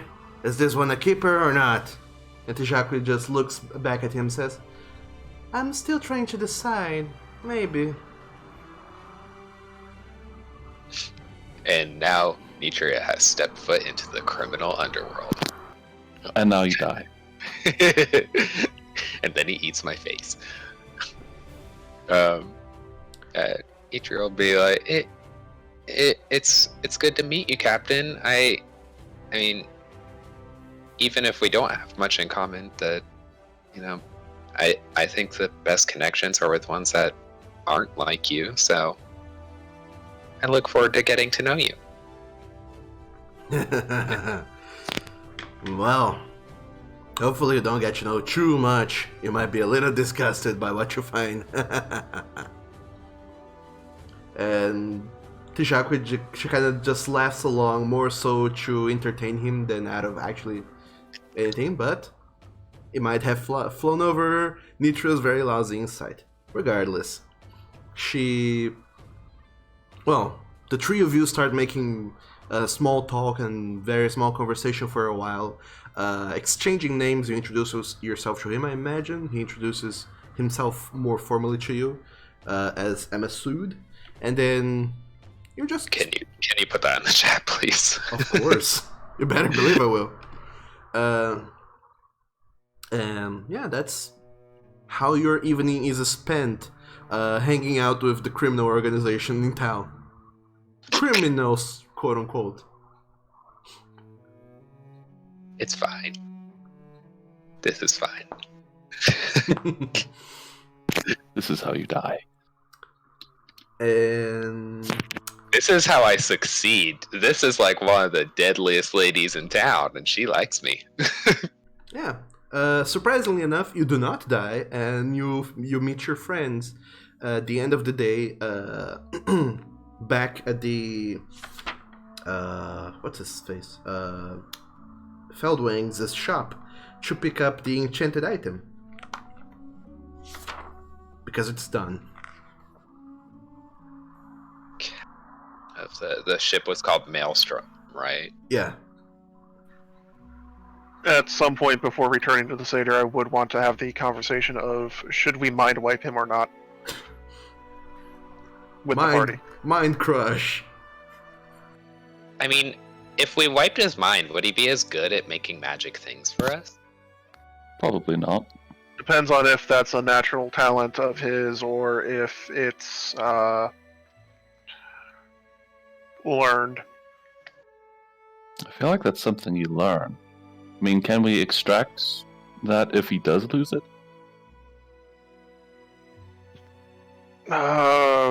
Unfortunately, I think he's more useful as is, for the time being, at least. Yeah, but can he be trusted? Probably as far as money goes his way. Yeah, he crosses me as the type that as long as you give him things, he gives you things that work well enough. I mean, nature will look over to the slingshot Ojuka has and just like that seems to have been pretty effective and hasn't blown up in our face yet. Yeah, and we've seen it blow up a couple of other people's faces, actually. Yeah, exactly. It was I pretty wonder if my effective. sword will blow up people's faces now. That might Sure, it be a goes bit messy. very contemplative. That would probably hurt. Ajuk at least flings the blowy up balls at other people. I'd say keep him around, but be careful about the information we give him. Okay. Don't mind crush on a first date. Well, I mean, unless you're just looking for a flesh puppet. I don't think any one of us is, per se. Per se. Let's go see how your sword turned out. So you're not mind wiping him. We'll get to that part. Okay. So I still mind wiping. Gotta question that good status, right? So you, the five of you go back into Feldwang's tower, and he notices all five of you coming in and just turns to you. Well, welcome back. I'm glad to say that the enchantment is done. Would you like to see how she turned out? Yes, of course. No, it's sentient. It has a pronoun. Do come. This can be a good thing. And he picks your sword and sheets it out of the scabbard I believe you left with him, or the whatever it's called. Yeah. And he hands it to you. And Nitria, the first thing you notice as soon as you unsheath it, it's that it's impeccably polished. And as you look at it, there seems to be... It's hard to tell. It's a very weird aura to it. It's almost like it's... like the entire region around the blade of the sword is colder. Almost like if it's sucking the heat out of the air. And you kind of just look at it for a moment, and you kind of swish it a few times, and it feels pretty. It feels like it felt before, but even lighter to a degree. Like the movements are more precise and accurate. Not that they were not before, but now it's almost like the sword is an extension of your body. It's like magic. It's like it's enchanted. So gameplay wise, what that does is your katana now becomes a +1 katana. Yay. And if you hit an enemy with that, they have to succeed a Constitution saving throw or have disadvantage on attack rolls until your next turn. Oh, That's Wow. tasty. that Nice. especially combined with the mobile. Oh man. Oh no. Certainly help with survivability. Cool. What's It's a the- white blade of paralysis. I like this. Oh, what is the Constitution save? That's the catch. Yeah, what's the DC? It's a 10. Oh, okay. Ooh, that's fair. Yeah, that's fair. That's it's low, but balance and stuff. Extra attack makes it fun. Yeah, extra attack. Poor Doug, you're gonna be rolling so many dice now. I will. I don't know why I'm doing this much myself. Maybe someone hadn't added a card to it. Who knows? But sure. Well, what was the 4? Oh, I'm kinda Like, you need to keep secrets. wouldn't you like to know? Yes, I would. That's why I asked. I don't think we're gonna get to know. Yeah, you're not. Or so That's fine. if they fail, they have disadvantage on attack rolls until when? Until the end of your next turn. Okay.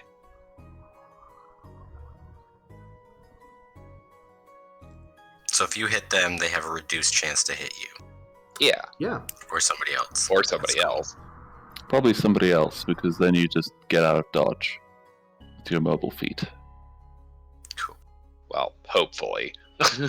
Backs to the guild after wasting most of the day. Awesome. Wasting, Mobile quote feet can be unquote. spelt with an E. I don't know. I think Nitria had the best use of the day. This was a solid Nitria day. For now, yeah. We That made was money. totally She made a worth- contact. Awesome. It was totally worth using the card for. So to hijack the game for a moment, I let everybody else leave the building first, and then I close and lock the door. Okay. Oh, whoa. What's this? So as Feldwing says goodbye and all 5 of you start to leave, Ravrov seems to be the last one. And once all 4 of you are through the door, still very enamored with Nitria's new sword, everyone make a perception check. Oh man. Everyone but Ravrov. Oh, -1. Oh, fitting that Nitria would be the one to easily notice this, though. Weirdly enough, yeah. So, Nitria, tell me, how enamored are you with your new sword? Probably pretty enamored. Like a solid amount. She's probably still swishing it around a bit. Enough to give you disadvantage on that check? You know what? Sure. Okay. because it'll be funny. Because it'll be funny. Yeah. Yep. Oh no. No one This is beats. fine. No one beats the DC 15. So yeah, everyone is just too like enamored with Nitria's new sword and like, wow, it's super cool. It's sucking the heat out of the air. I wonder what it does to bonfires. And you guys just start walking away, possibly pondering like, what else can Feldwang do if we give him more of those Hyperions that we keep finding around on people's bodies? And nobody notices as the door closes, locks, and Reveroff is not with you. So, Reveroff, what are you doing? Oh god. I am going to take the Book of Shadows and wrap it in the remaining leather I have.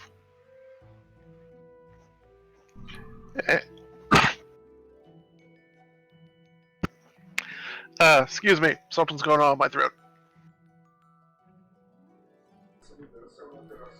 Alright. Anyway,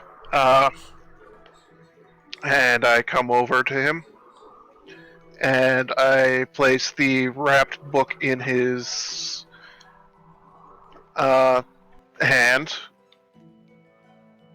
and put my hand over his and make sure he can't let go. He holds the hand with his hands and the book sandwiched between your hands. And I will say, I wasn't really thinking too well when we accepted your Hill Giant contract. I'm not exactly appreciative of being sent out to kill a creature that could have been innocent without knowledge of why, other than to make an enchantment. But the rest of my companions seem to like you well enough, so here's the deal. This book, as I said, is connected to the Shadowfell. Specifically, it's connected to, or it's a connection between me and a very powerful being.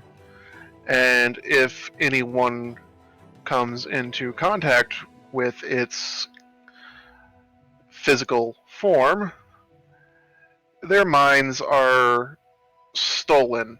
All of their knowledge gone. So it's not really the contents of the book that are interesting, but what it does.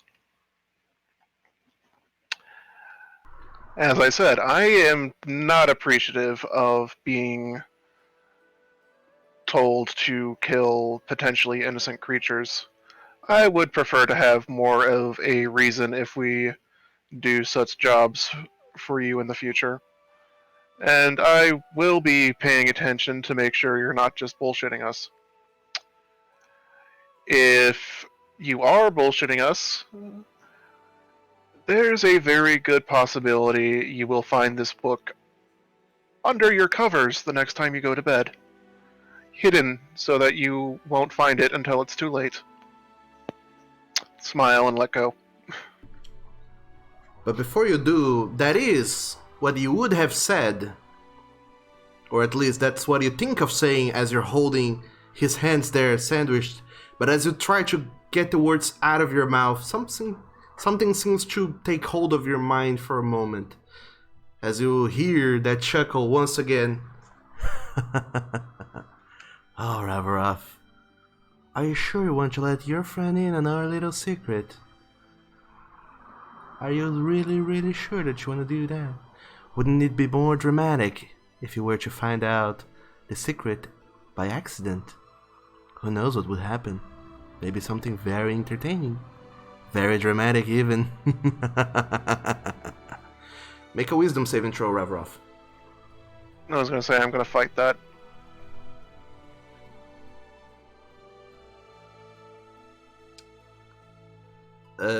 That's a saving throw? Shit. Actually, yes, because I have no, add another 2 on top of that, so that's a 13. 13, alright. You find this force tugging at your mind, and you find yourself unable to reveal the entire extent of what the book does.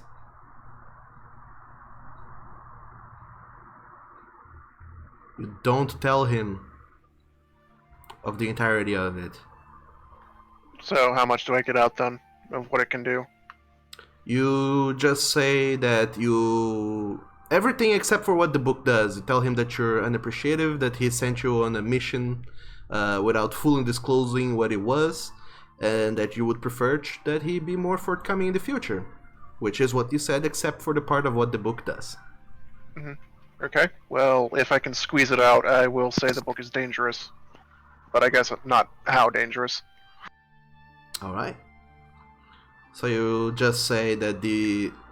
You also say that just that the book is connected to the Shadowfell, and you struggle very hard, but the most you can say you manage to get out is be careful with it. And then as you try to raise your hands and leave the book with him, something else tugs on the back of your mind, which is not Farfas Fanu this time around. It's yourself. Oh yeah, I know exactly what this is. So make another wisdom saving throw. Wee. Oh crap. Yay. So, Ravrov, at this moment, as soon as you find yourself saying those words and unclasp the book and start to walk away, and Feldwing just looks at you and says, "Well, alright. I thank you very much for this. I'll be careful with it." And he starts to unfold the letters to examine the book proper, and then he just kind of looks at it, still holding it in the letters, but now with the book exposed. And then for just that moment, that brief moment, something on the back of your mind pangs at you. You feel like a sharp stab on your heart, and you feel a shiver down your spine. Your whole body goes cold as you realize that you should not be letting go of this book.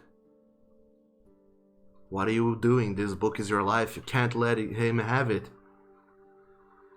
You just cannot. You need this. You need this book. You can't let it to someone else.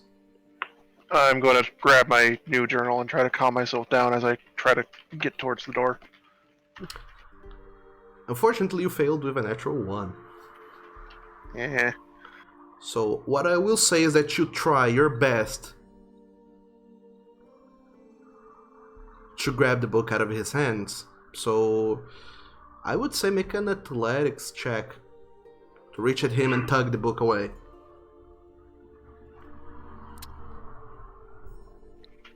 Can I use my advantage or my thing to make that fail harder?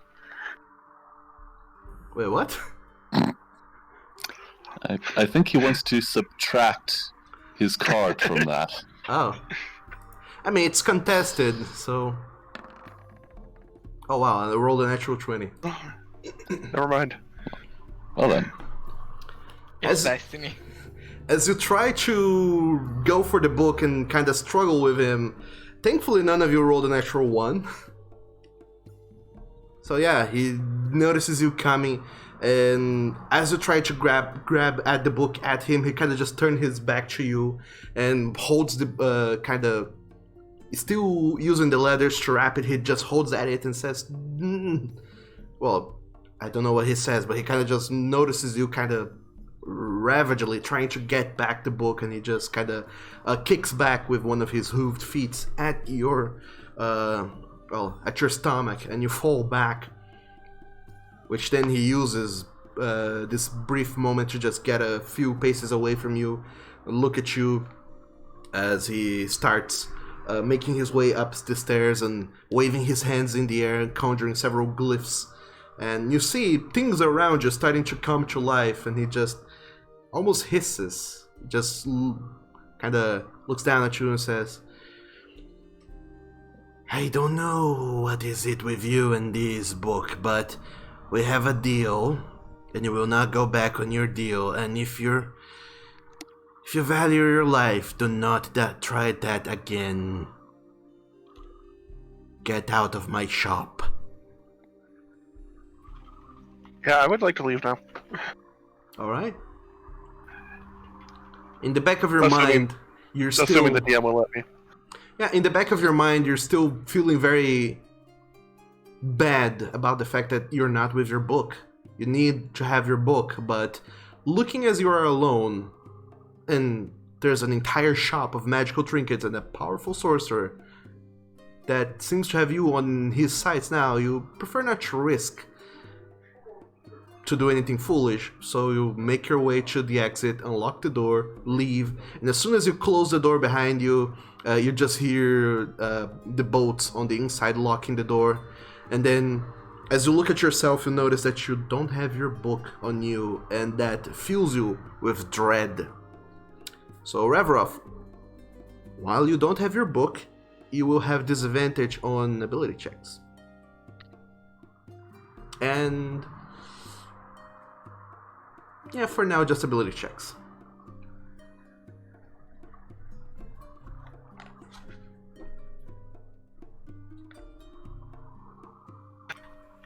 Okay. Time to try and catch up with the party, however shaken I may be. Alright, so you start making your way back to the guild, and as you notice, walking down the street, you're sweating profusely, and your hands are shaking, and you notice that your breath is also out of sync, and you almost feel like you're gonna throw up every block that you walk. But eventually you notice your party a little bit further ahead, still wildly swinging a katana at the air, and people just kind of giving space for this, and you manage to catch up to them as all of you approach the southwest gate of town. So the group is reunited. And there have been 3 casualties. No, there has been no casualty. Yeah, our pride, our reputation, It's fine. and the people's trust in us. Absolutely. I'm guessing Graveroth's distress would probably be pretty noticeable, even for people with low insight. Yeah. You guys would notice that Reveroff is on the verge of panicking. You can see that he's very jumpy, and he cannot hold his concentration on anything. He's just very jumpy and skittish. He doesn't look like himself. Nitriel stops swinging when he comes up. Be like, what's up, Graveroth? Are you okay? Everything's fine. Everything's fine. Insight check. I'm curious, what did you try? Totally fine. Are you trying to deceive them, Reveroff? I think he's trying to deceive himself. Apparently, yeah. Yeah, Nitri, as best as you can tell, Reveroff seems fine. Wow, I guess I can try to. the low wisdom of this party is really showing. Except for you, Halster, you'd notice that Reveroff does not seem fine. You have known this wizard dragon, warlock dragonborn for quite a while, and he has these moments when he looks very nervous, very skittish, and very anxious, but now he seems even worse.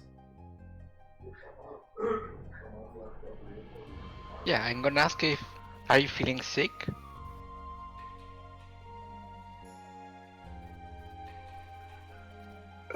No, I just could use some water, or beer, or vodka,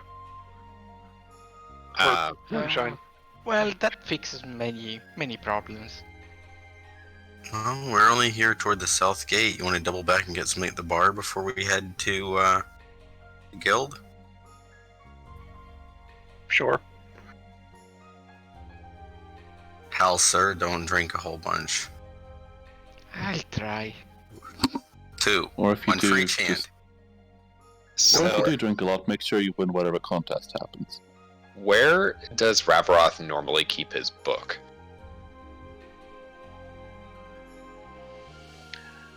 Very securely, either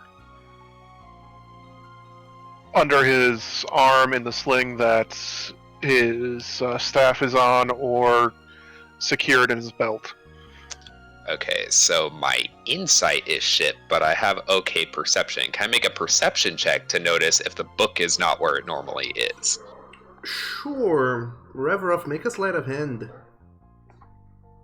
Contested by Nitrius's perception.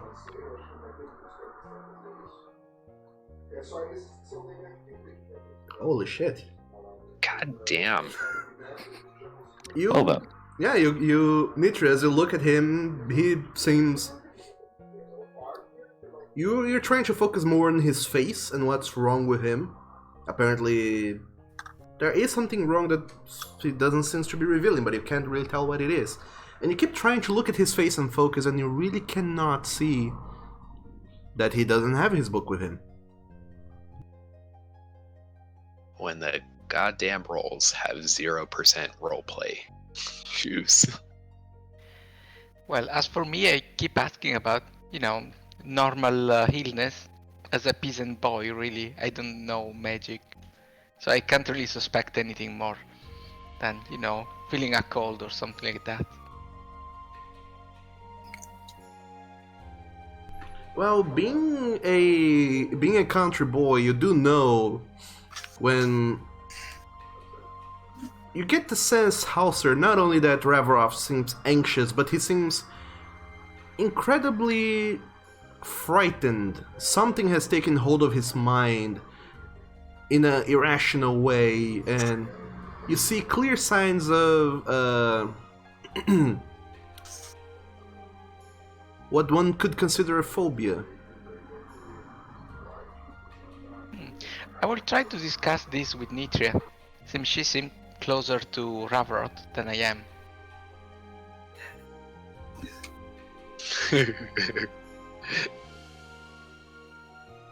Was Althur specifically bring up with her? Well, I see you two hanging together very often, so I don't really need specific knowledge.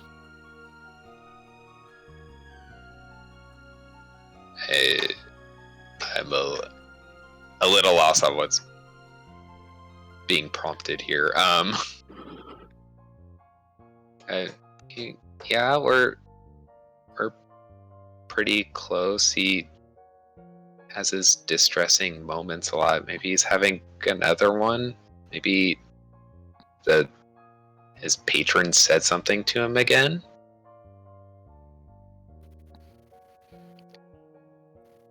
There is little I can do then, if it's something about magic or spirits.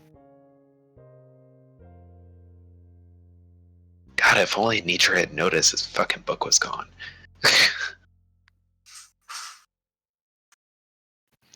Well, the only thing I suggest is to spend the night at the tavern and see if things get better. Because to me, it seems like an illness, really. Yes, I mean, maybe, but it seems like his patron seems to be the source of just about anything that debilitates him. It's something we should speak with a priest. I don't think a priest would be the best thing. Priests can't really do much about the bonds that warlocks have with their patrons. I mean, the best case scenario is he gets exercised of his magical powers. Yeah, we don't want that. Not yet. Not yet. Hey, if he goes Probably better crazy, to then get a we get him replacement. exercised. Let's just get him a drink and see if he relaxes. Yeah, as I said, whatever problem alcohol can fix. It You would worked say for me that. all the time. Okay, Nitria, you're buying. Fair enough. Yeah, Nitrio, she will oblige buying grounds. All right. So you buy rounds for everyone. Apparently, it'll put you back. I don't know, 3 gold pieces. Imagine everyone's drinking quite a lot. Yeah, a lot. Yeah, I'll stick with a glass of wine at a time. I think I don't want to risk anything. Yeah, Nitra is doing the same. She's drinking fairly lightly. Yeah, I mean, like 1 gold piece covers all 4 of you, and the other 2 covers Halsers. Several ales and beers and such.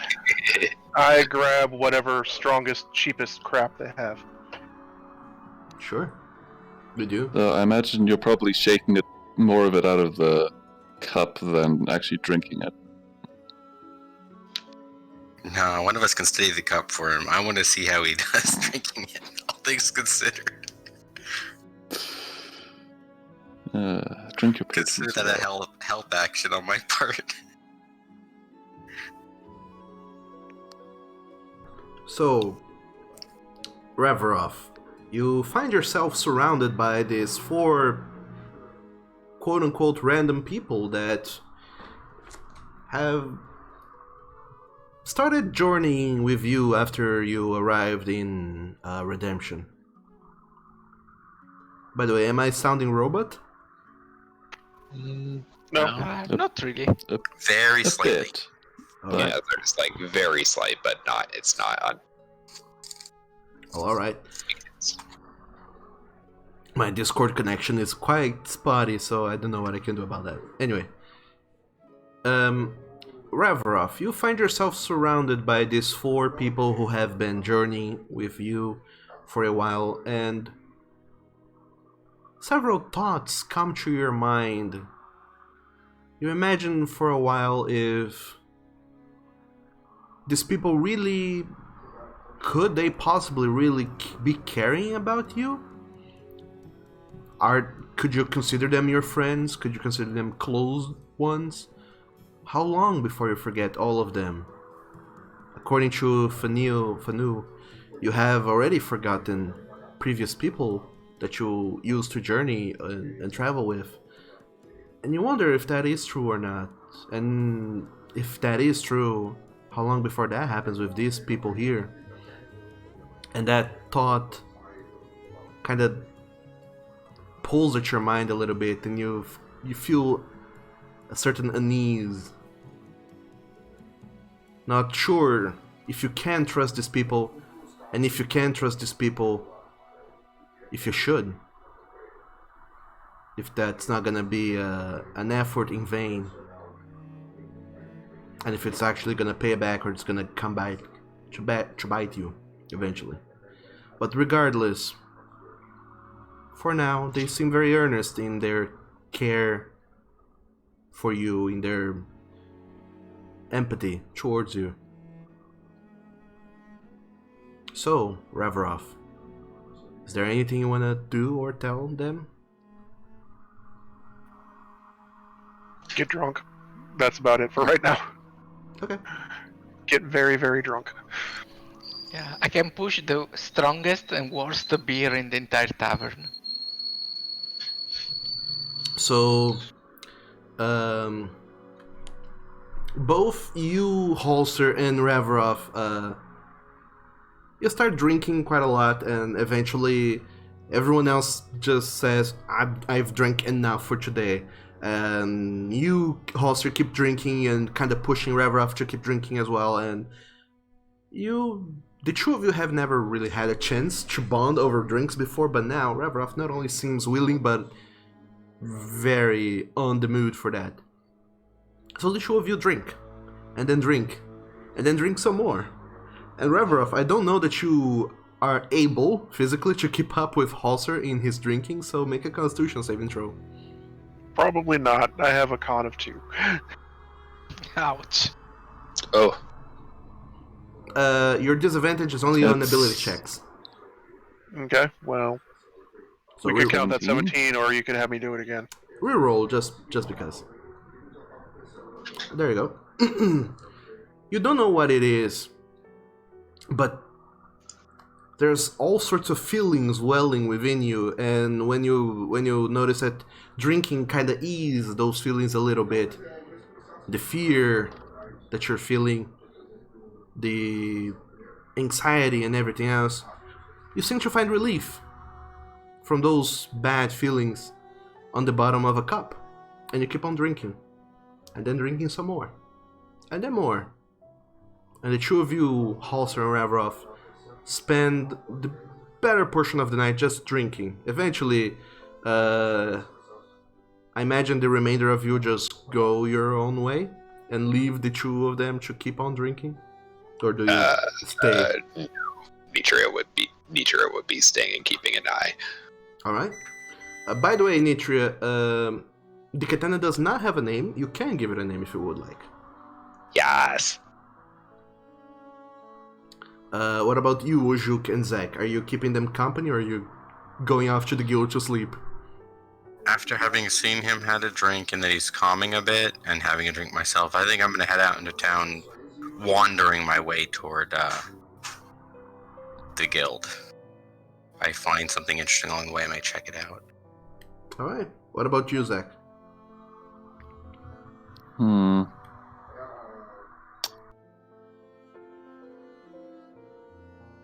I don't know.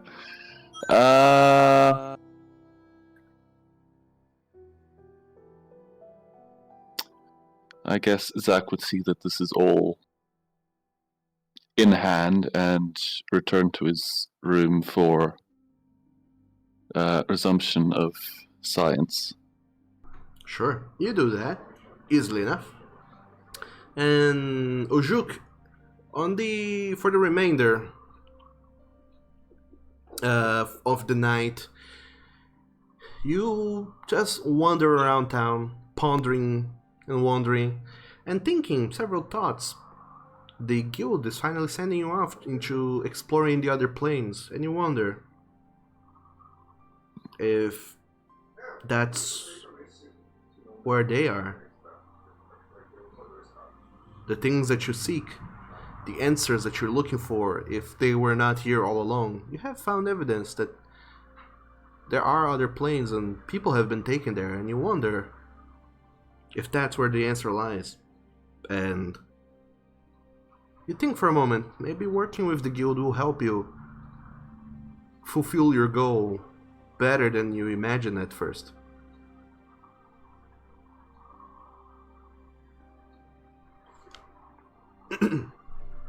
And eventually find your way back to the guild halls. Yep, so I'm gonna rest. Question on game mechanics. Should I re-roll hit points tomorrow, or just use temporary hit points tomorrow, or should I just keep these and use another med kit used to have them? Ideally, you would re-roll. You would consume another healer's tool usage to roll for hit points again. Alright, I suppose I'll deal with that first thing. So other than that, I'm just gonna go to sleep. Okay, so you do that after you wake up the following day, getting your vitamins. So, for the remainder of the night, Ravrov, you stand up a little bit dizzily and start apparently dancing and singing with Halser as the two of you start just reveling. Is that the word? Having fun. Just chilling. Being freed a little bit from those bad feelings on the back of your mind. And the drinks keep on coming, and the two of you keep on drinking and talking, and getting everyone else in the tavern also to just cheer on and keep the happy shouts of people who not only like to drink but also like to see other people jolly, so to speak. And I imagine the two of you do keep on drinking, yes? Halser and Ravrov? Until it ends up in a bedroom or a floor. Alright, fair enough. So, as the two of you keep on drinking and drinking and drinking, Nitri, I imagine you stopped drinking by now? Oh yeah, she stopped drinking. She's chaperoning at this point. Fair enough. So, Designated driver. Yeah. The one that's going to take a hold of their hands and walk them home drunkenly. Yeah. So, Holzer and Ravrov, I would like the two of you to roll a d20.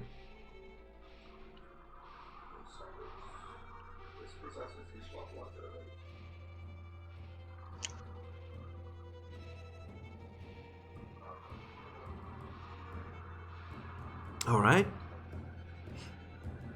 So, the night goes on, and the two of you keep on just having fun, drinking, singing, dancing, doing whatever it is that you do, and eventually the barkeep comes to you, Nitri, and says, well, I have seen people have fun time and time again, and I also have seen people cross the very thin threshold between having fun and having a lousy tomorrow. So I'm calling it quits on their tabs.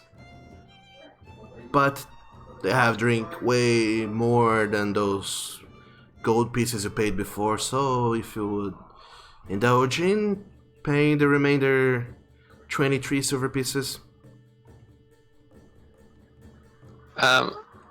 Yeah, here, of course. And she'll give him 3. It's 10 silver pieces, 1 gold, right? Yeah. Okay, so yeah, she'll just give him 3 gold pieces and just tell him that you can keep the extra. Right. At this point, probably, stopping to not giving them more is probably a good idea. Why, thank you. I certainly appreciate it. Glad to see the big one over there and the not so big one. They have a good friend who keeps them company.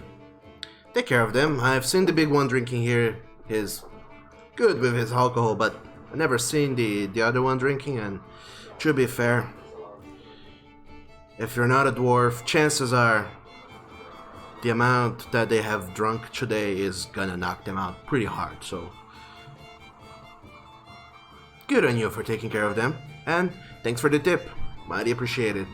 And he pockets the coins and nods to you, Nitria, and he stops serving drinks for the two of you, Halser and Reverov. But at this point, the two of you are heavily intoxicated, and it's pretty late in the night by now. So,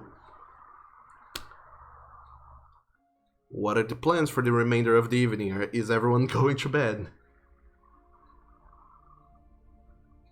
Well, I mean, Nitra would basically just make sure she's just gonna keep an eye on them until they end up in a room.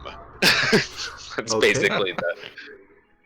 Alright, so I guess the decision is up to both Ravrov and Halser, where the two of you end up. Well, I'm drunk and a bit frisky, so I don't know. Do you just manhandle Ravaroth? Carry him to the room. Well, I put my hand on his back and, kinda nudge him a bit. Carry him through the threshold like a bride on a honeymoon. Yeah. Rav is not going to resist, so this is probably going to end up exactly where people are thinking. Good, just needed confirmation. So, Nitra, it takes some time before you see them making their way, not back to the guild hall, but upstairs into a room, and before you start to protest on whether or not who's gonna pay for the room, the innkeep, he kind of just raises his hand to you and says, "It's alright, we can sort this out tomorrow. Besides, your tip more than covers for their stay, and I don't mind. It's better in here than elsewhere." And Thank you. he nods to you. Revrov and Halser, the two of you go into the same room for the evening. And Nitria, your job as a chaperone is done. Where do you go? The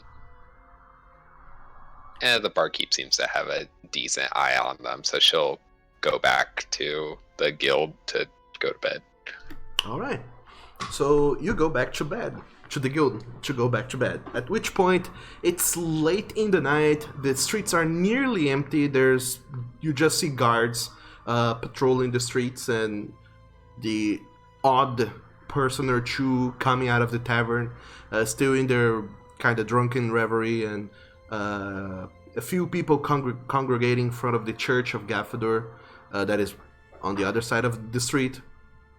And they are, just people together in the night. You get the sense that these are some exiles that do not have a place to go, and the church will have anyone, so they seem to come over here and spend the night there.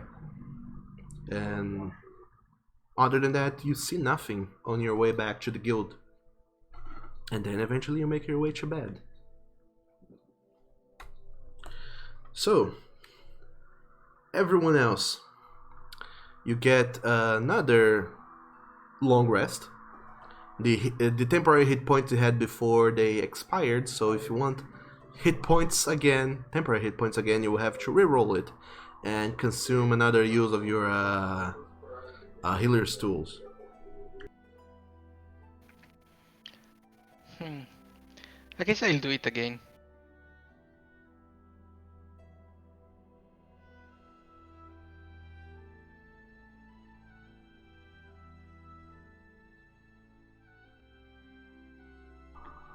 Alright. So morning comes. Everyone's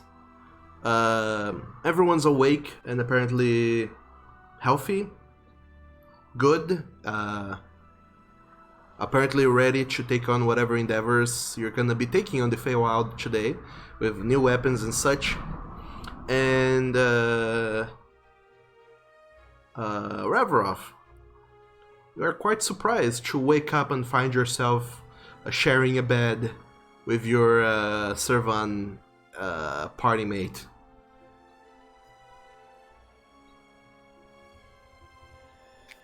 Oh my. Does he need to roll Constitution?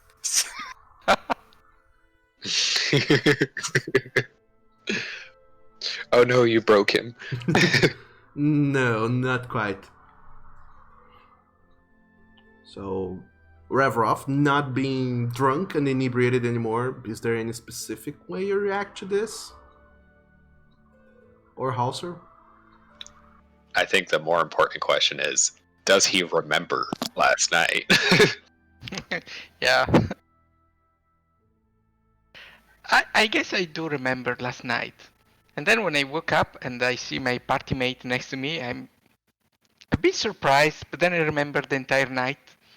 And then I start to point to myself all the legends I heard about Dragonborns and what they do in bed.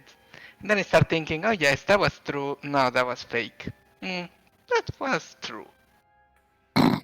I'm gonna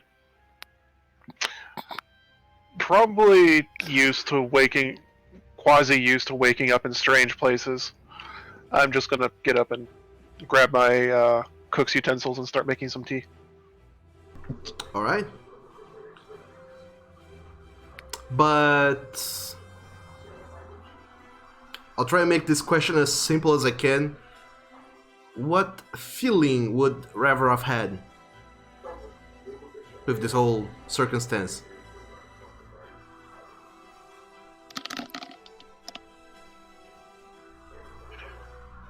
Are we talking feeling or physical feeling? Feelings. I'm just pondering because I want to know if you need to make another wisdom saving throw. Is all.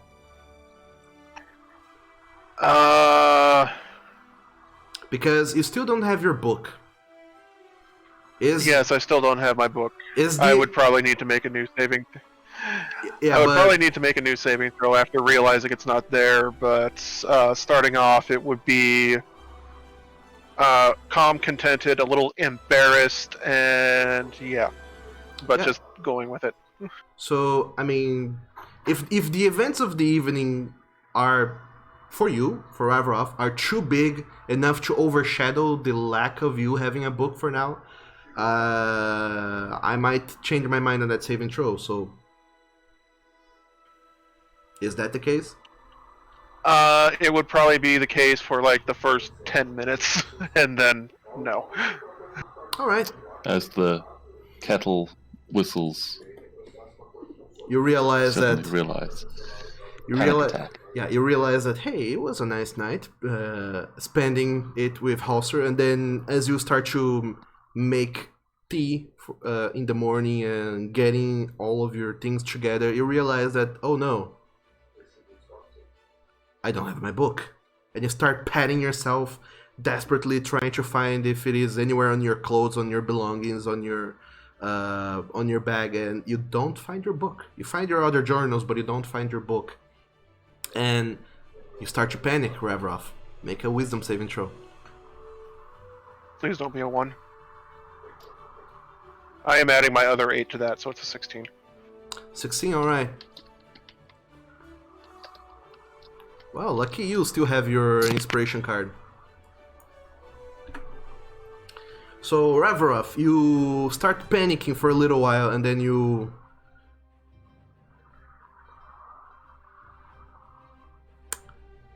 panic. You look around trying to find it, and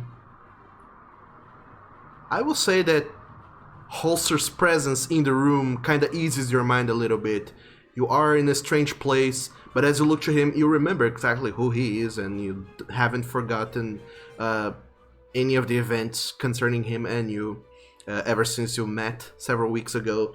And that gives you a little bit of calm, and as you look at all your things and you remember that you have given off your book to the satyr for him to research it, and everything else, and you worry, but then you start to calm yourself down. And then a little bit more, and you start to steady your breathing, and you start to look around, looking for common things that kind of give you comfort. And eventually you do find it in yourself to fight through your fear. Your hand still shakes a little bit, and it's even more clearer when you're trying to serve tea that a lot of water kind of just ends on the floorboards. But despite that, you find yourself not to be so shaken by the lack of your book. And thus, you make tea. So, are you making tea with that crazy rules I have, or are you just making tea? No, I'm just making simple tea. Okay. So, you and Halser share tea for the morning before going back to the guild and meet your friends. And all of you, about an hour later, gather back in the guild hall. By the way, Revrov, for this, overcoming your fear, you no longer have disadvantage on ability checks for now. And you also gain player inspiration, the kind that goes on your character sheet. Okay. So all of you meet ready, I believe, and then you meet with Anthony, who finds all 5 of you again and says, well then, have you all prepared everything you needed for the journey? Hey, I think we're about as prepared as we're gonna get. Yeah, we're ready. Pretty much. Fair enough. Here, the things you requested. And he hands off to you guys the water skins that you requested. I believe it was one for Ujuk and one for Zach.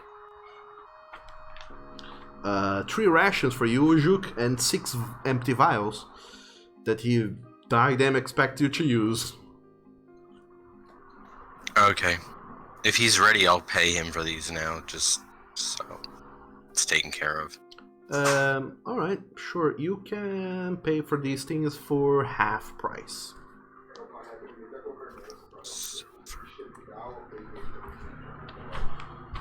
So for the vials will be 3 gold pieces. For the rations, the rations are free. So, I mean, it's like leftover food they find somewhere. And and the water skins is 2 silver pieces total for the 2 of them. And on top of that, he also hands to each one of you 1 potion of healing, Yeah. free of charge. Quickly. Jug them all down. Chug, Chug, chug, chug, chug. chug. Socialist guild.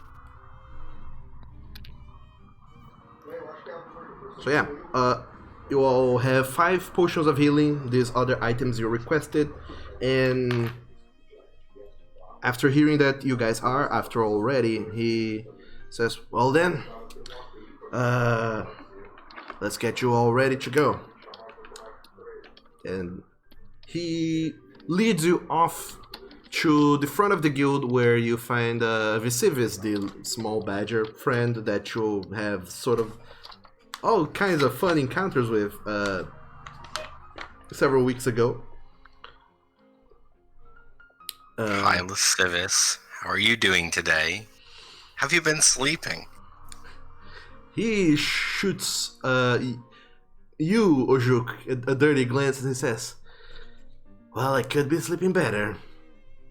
It certainly is very uncomfortable to sleep with daggers under your pillows, but it could be better. And all of you get in on a wagon, on a cart. And yeah, Vesuvius doesn't go with you, but Anthony seems to go with you. All 6 of you get on a cart, and Anthony starts driving it away. From where you are in the guild, you depart in the cart, which crosses the entire distance of the city, passing through the city of Redemption, going to the other side, crossing the small bridge on the eastern side, and then you get close to the woods that are there. Not too far away yet. So you're not still in the Aldheim Forest, you're on the woods closer to Redemption. And eventually he drives the cart around to sort of a clearing nearby, and then he stops the horses a little bit to the side of the road. Then he disembarks and kind of beckons all 5 of you to follow him. And all of you go a little bit deeper into the forest until you find until he kind of drives you to a very big tree with very twisted roots that are kind of poking out of the earth in several places and moments. And then he approaches the tree and says, this tree here, this is our pathway into the Feywild. You will need to go through this tree.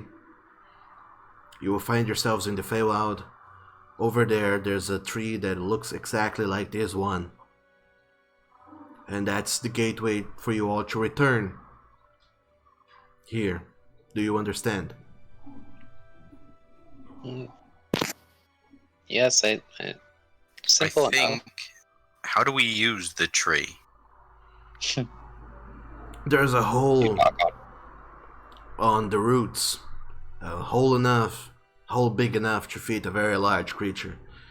You will slide down that hole, or enter it, crawl through it, whichever way you prefer. Down that hole, you'll find yourselves in the Feywild. Once you're there, remember your do's and your don'ts. Remember your objective. There's a library. a little bit further south, that's where our reports have told us of the artifact that we're seeking. The Feywild is largely uncharted, so we would caution you to not wander too far and not to go into places that we have yet to chart. Other than that, do your best not to get lost. To follow the do's and the don'ts and make your way back within the day. Do not spend too long there.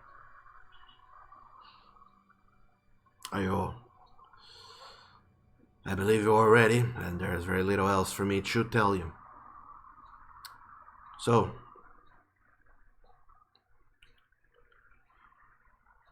in you go, I suppose.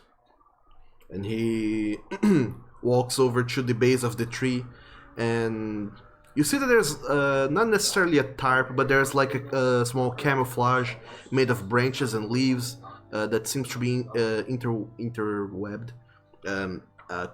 Totally, definitely crafted by someone to hide this entrance, and he kind of just pulls this off, revealing that at the base of the tree, in between the roots, there is indeed a very large hole, which you can see several many feet deep into the hole, but then it just becomes too dark for you to be able to see any further.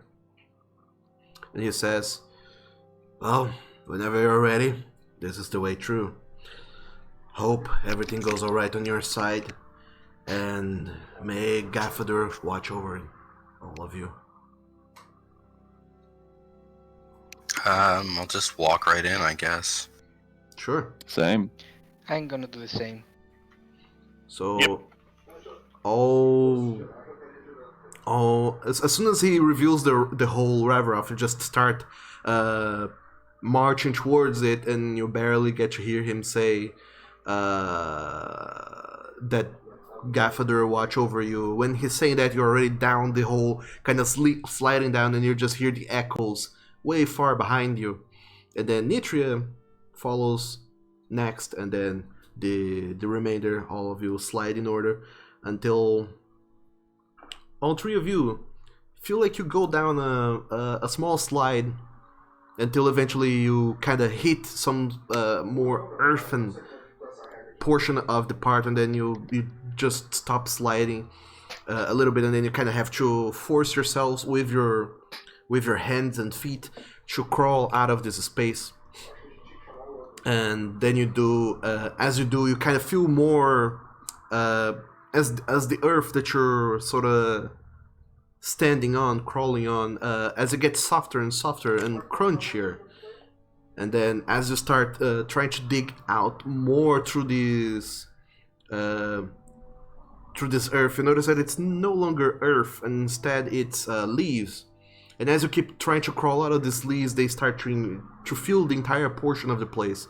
And as you keep crawling out of these leaves, their small branches kind of rakes across your skin and your clothes, tugs on your hairs a little bit every here and there. But you keep crawling through that until you make your way out of this bush. And as you look around, you are in a clearing, apparently having crawled out of a very, very, very small bush that could not have fit all five of you in there, and yet somehow crossing through that bush brought you into this very different looking land, which feels eerily similar to that pocket dimension where you had fought 2 days ago with Falser and the other warlock. But this feels a little bit more arboreal. The colors here are more vivid. As you look to the sky, it too is several colors of the rainbow just spread across all over, as if there's an oil stain on the sky reflecting all these colors. And you can see that one direction seems to shine a little bit brighter, and you get the sense that's where the sun is. But even the sun seems to shift in color on a whim, it would even seem. And as you look around, the wind is blowing, and as the wind blows and hits the trees nearby, it almost feels like songs are being played, and the wind is blowing in very rhythmic whistles that feels like uh, a very small short melody that feels like a welcome into the Feywild.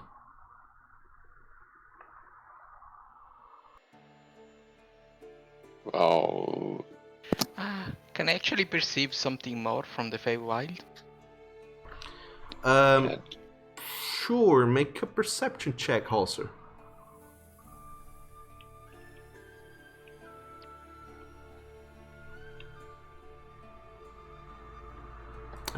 That's where it went. So, looking around and trying to see what you see on the Feywild, it's quite odd. You don't see, well, you see several birds that seem to just kind of be flying away, but their feathers look incredibly colorful and bright, and they seem to be flying away, being spooked by all five of you emerging out of nowhere. And as you look to the ground, to the earth here, it seems almost as if it's moving on its own, and you get the sense that life just permeates everything here, and even more so than on the material plane. You get the sense as you look around that everything and anything here could be alive and have a mind of its own almost. And as you look to the side as well, you do see a similar tree to the one on the opposite side that looks just like the tree you used to crossing through the Feywild. And as you look at this tree, it looks the same way. And on the ground, there's another makeshift tarp of leaves covering what appears to be a small hole that when you pull it open to see, it's a hole identical to the ones you used to cross. And you remember what Anthony said, that this is the portal and it might be you don't know exactly for how long it'll be open. And you keep a mental note of that. And then you close it back on, and as you all look around, you're in a very expanse patch of woods. And you're not entirely sure where you are exactly, but you are in the Feywild.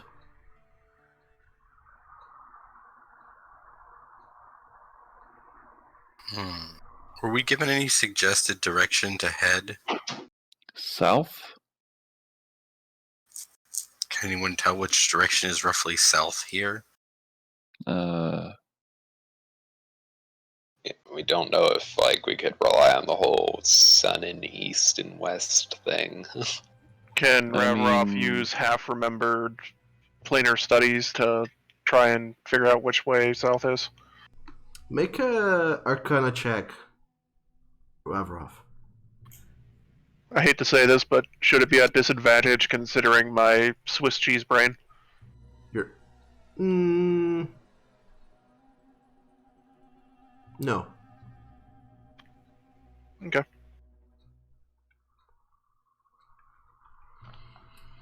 You seem to think for a moment on all the things you have read, and then you're not entirely sure, Ravroff, how you know this, but you do know that the Feywild seems to have markers around of places and locations, and you get the sense that somewhere in here there are directions. And if you were to try and guide yourself by nature itself, on the Feywild, the sun is not super reliable as a way of telling which direction is which. One thing you do know that work is, weirdly enough, compasses, which I don't believe any of you have. Does anybody have a compass or a lodestone? No. The stone I'm carrying is a whetstone. Sorry. They said they had markers, Nope. didn't they? I have an explorer pack. I don't know if that included something like a I compass. don't think a compass is actually in the 5e rulebook. I'm not finding it in the compendium. Oh, you were right. Compass is not an item. Silly dog, thinking that this game of magic will have something as simple as a compass. People don't know what the hell is a magnet. So, I'm not entirely sure how you know that, Revrov, that a thing called compass can tell you the direction. But aside from that, you know that somewhere in the Feywild there are markers that tell us directions. And aside from that, there's as you rock your brain, trying to think of ways you could tell which direction is which.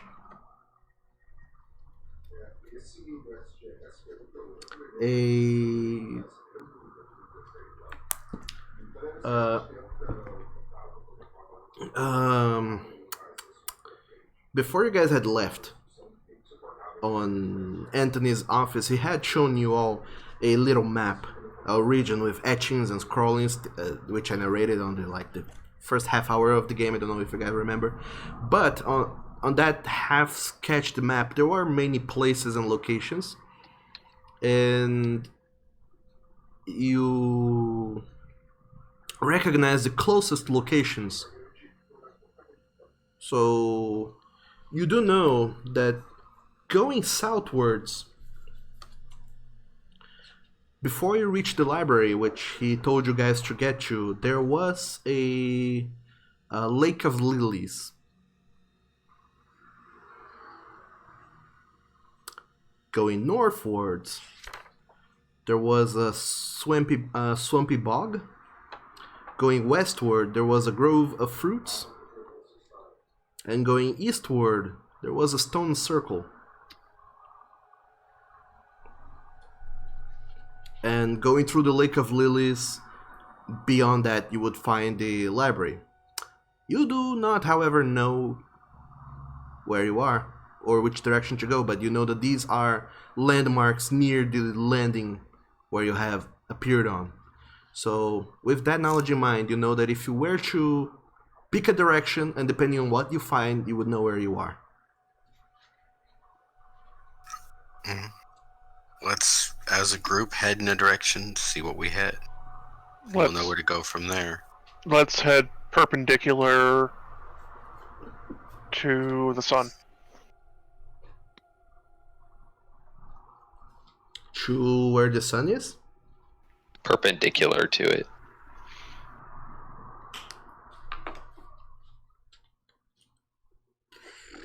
I'm pretty sure if the sun's unreliable, I'm not sure if perpendicular is a place that stays. Yeah, I could rotate do we in weird wanna- ways. Do we want to head straight away from the tree? Or do we want to The head tree to the hole. left or the right? Let's just go forward, I guess, So, I guess. Onward. so until we find a plot hole. you're not entirely sure of where you are. So you decide to just move in a random direction. So I want someone to be the lead. Who is going to be the lead of the party? Whoever has good survival. I vote Moose. I have +3. Survival moose, go. So, Halser, you look around trying to decide a direction to go. Roll a d4.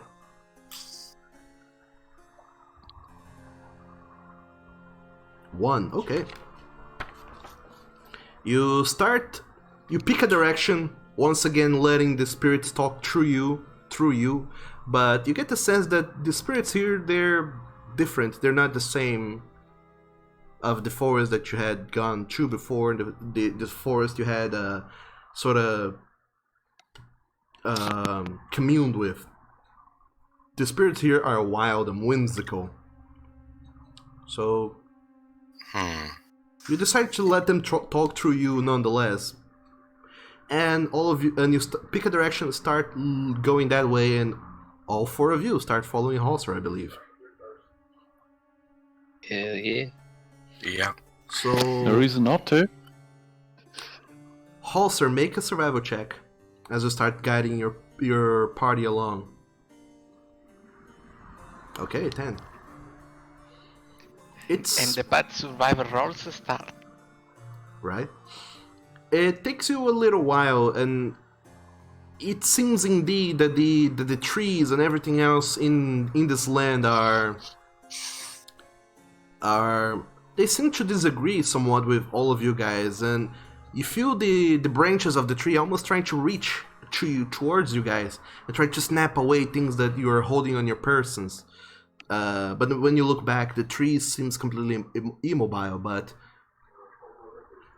even This then, is gonna sound weird, but part of the primal druidic warrior would allow me to speak with a plant.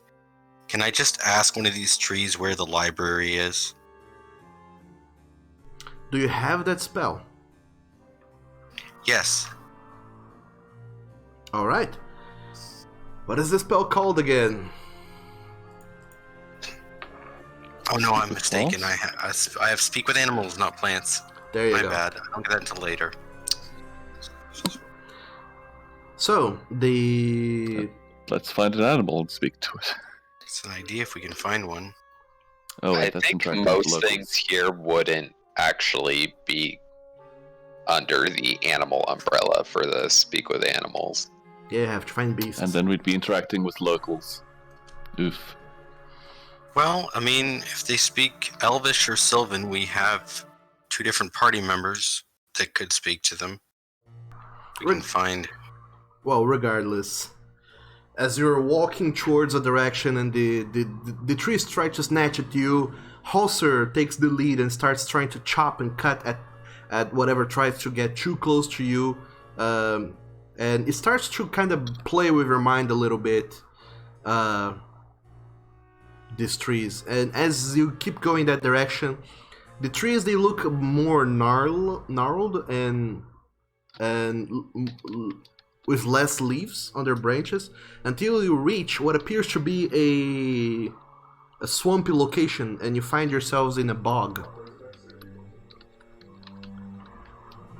As you notice that you have reached the swampy bog that was in the map, and as you look around, you notice that there's a gigantic looking skeleton half sunk in the bog. And nearby to where the skeleton is sunk, there seems to be tattered rags and pieces of leather just kind of hanging there in the mud. And Curiosity compels me. and from this distance, as you look at the bones, on half-sunken bones, you notice that there are runes and carvings on them. And from this distance, it's hard to read what they are, but you can see that there are. But you also notice that you have gone the opposite direction.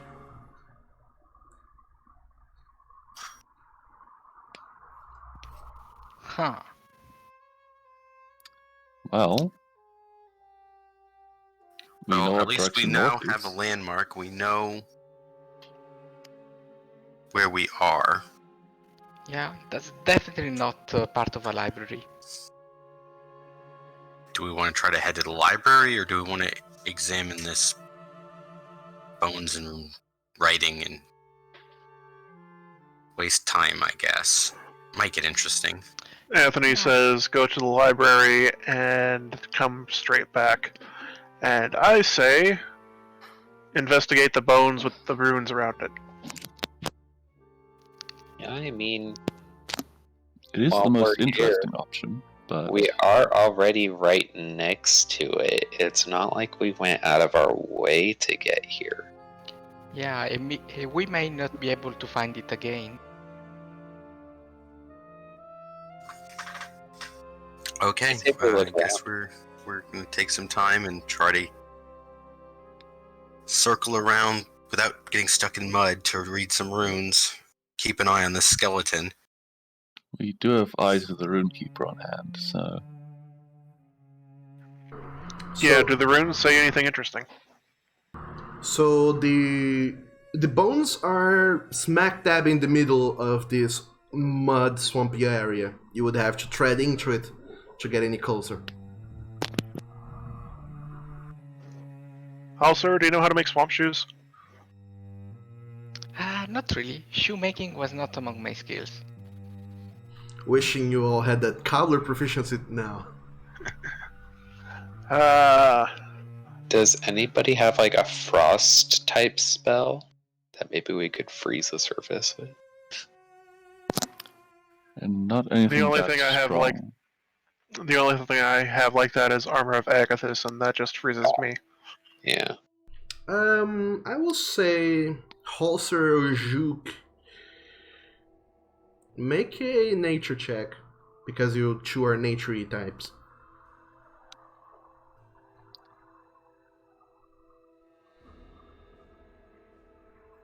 That's not bad. Ooh. Well. Looking at the bones and their sizes, even from this distance, it's tricky to tell, but Ojuk, you gather that they might be ogre bones, judging by the size and the shape. And with them being half sunk in this bog, you get the sense that you would tread like waist deep in there before you reach the runes in the middle, which is okay. You won't sink like infinitely if you go down, but you would definitely be much slower moving through there. I'm definitely gonna mention to you these aren't just giant bones, they're ogre bones. Well, Oaks are only 10 feet tall.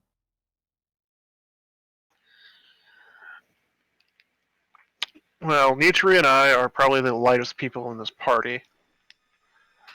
What?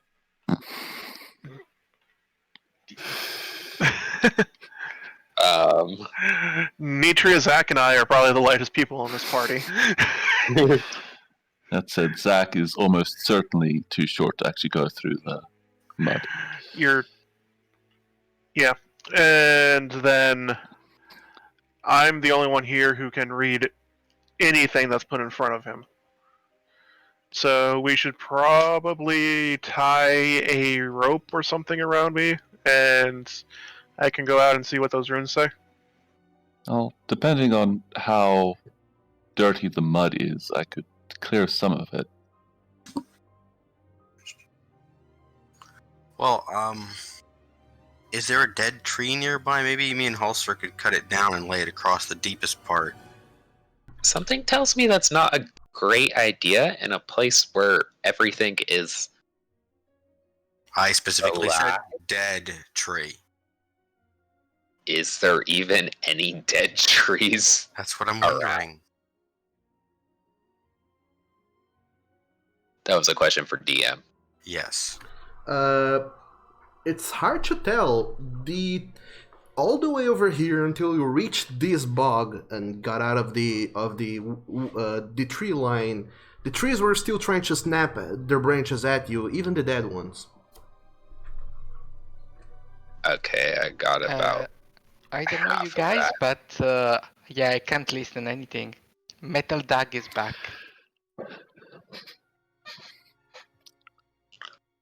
I think what was said was that we haven't gone into the tree line yet. This is a thing on the way.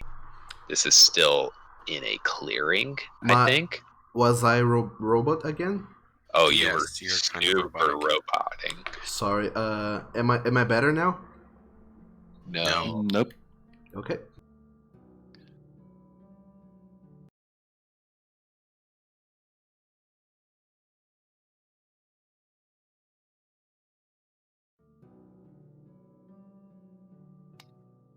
That's another good question. How far into the swampy area are the bones, and then how much further in are the runes?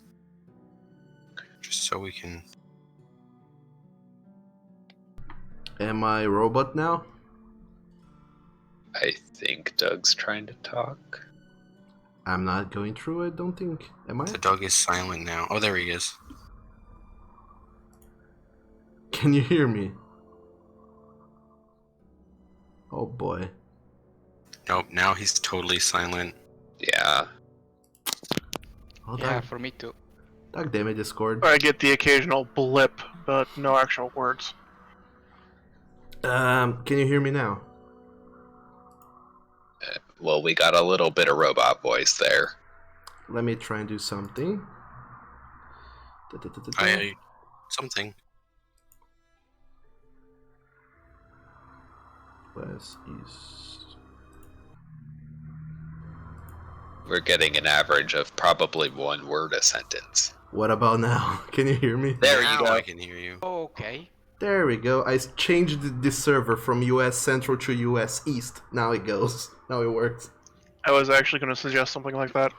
Yeah, no, so you said dead trees. What I said was all the way until you cleared the tree line, the trees were snapping their branches at you, even the dead ones. So, okay, cutting a tree is a bad idea. Even the dead trees are still like, fuck you. I mean, you know the trees are super salty.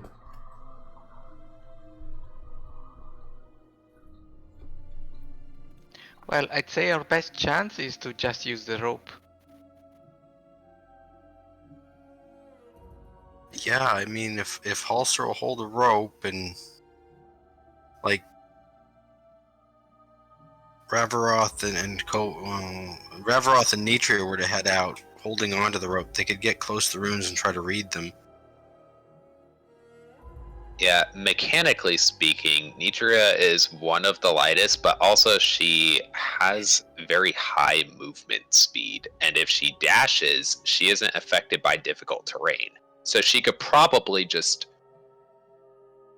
run right over this if it's less than 90 feet. So Rav hold the rope and Nitria dash over there. Why would I hold the rope? So that if you Oh. sink, you can be pulled out. Wait, no. I got what you meant after I said the question. Better yet, maybe tie the end of the rope around your waist and wade out there. That's what I was originally suggesting. Okay. So this is the half-baked plan we're going with? I was also thinking maybe, depending on how large is the area to where the runes are, Doug, across the mud?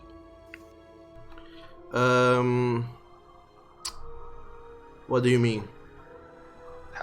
What's the distance between the safe space to the runes, or I guess across the mud? Oh, not far. Like at the shortest point, it's 20 feet, 15 feet. Yeah. So maybe Nitria could run over there and tie the rope to something, and then Halser can hold the other end, just so the rope's like solid between both points, and Rabaroth can just hold on to it so he doesn't sink. I mean, I could also probably clear the mud. Since I can clear 4 5-foot by 5-foot blocks. Yeah, I think if it's 20 feet at the shortest point, then yeah, that sounds like a solid enough plan. Though, how muddy is the mud, I suppose, is the question. How solid? Because if I just remove it and more just flops in, then it's a bit of a waste of a spell. You don't know. Make a nature check. If Nitria runs across it, would that be a good way to gauge it? Probably. Like, unless something outright snatches her out of the mud, then she should be totally good to go. Right. Examining the mud, Zach, you get the sense that it's very, very liquidy. First and foremost, at this point that you're catching it at, but as soon as you kind of remove the mud from there, you see that the hole left behind starts bubbling and more mud fills it in, almost as if you haven't touched it before. And you get the sense that you're in the fairyland. This might be magical mud as far as you are concerned. I poke it with my Yeah. stick. That's what I was worried about. All right, as you poke the mud with your stick, nothing seems to happen. You just sees that as you pull out, there's mud on the end of your stick. How far down can I go without, preferably without losing the stick? The stick sinks about some. At the deepest you can reach, it sinks like 3 feet before you touch the ground, and that's like almost halfway there. So you get the sense it's not too deep. Like I said, you would go about you get about waist high deep in the mud. So perhaps Reveroth rides Helser there, and if you get stuck, I will attempt to excavate you.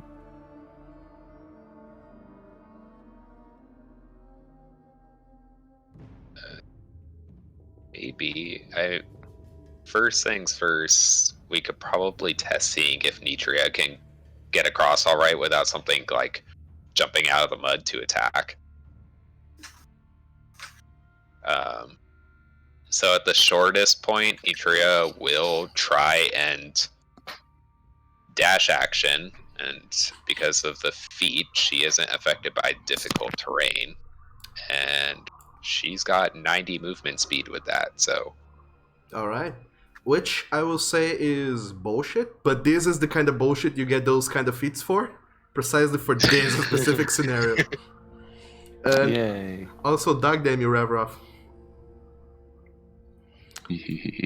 So, Nitria, are you trying to run across?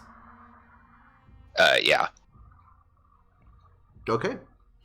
So, Nitria, you kind of start prepping yourself up, doing a few bits of stretches, just trying to mentally prepare yourself for this endeavor you have to do of running across the bog, getting to the middle, and then running back. Is that so?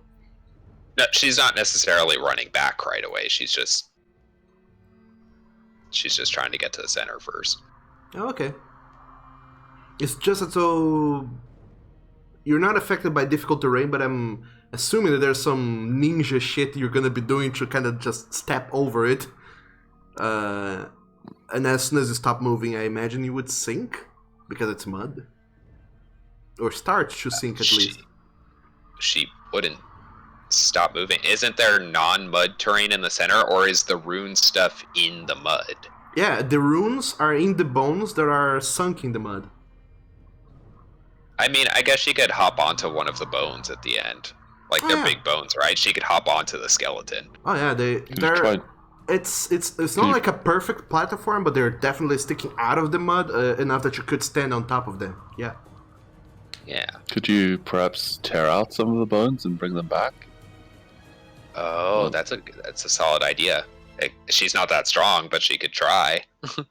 I don't imagine ogre bones are quite that heavy. Well, maybe not, but also like trying to break them off of the main skeleton is the thing. All right. So for perspective,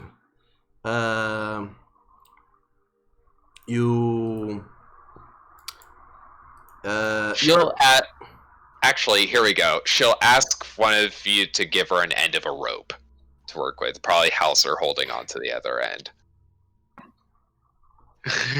Yeah, it seems reasonable. All right. And what she'll probably try and do is she'll tie the other end of the rope around the bones with the runes on them. And then she'll run back across, and Halser can just pull the skeleton to us. Nice. So, Nitria, are you doing this? Yeah, she'll take one end of the rope, run across, and she isn't affected by difficult terrain. So, Okay, cool. So you get the rope and you start running across the mud, and as you approach, you notice that half sunk in the mud near the bones are several tattered trinkets here and there, but you pay them no initial mind. As you finish running across the bog, all four of you just hear splish splashes as she just runs.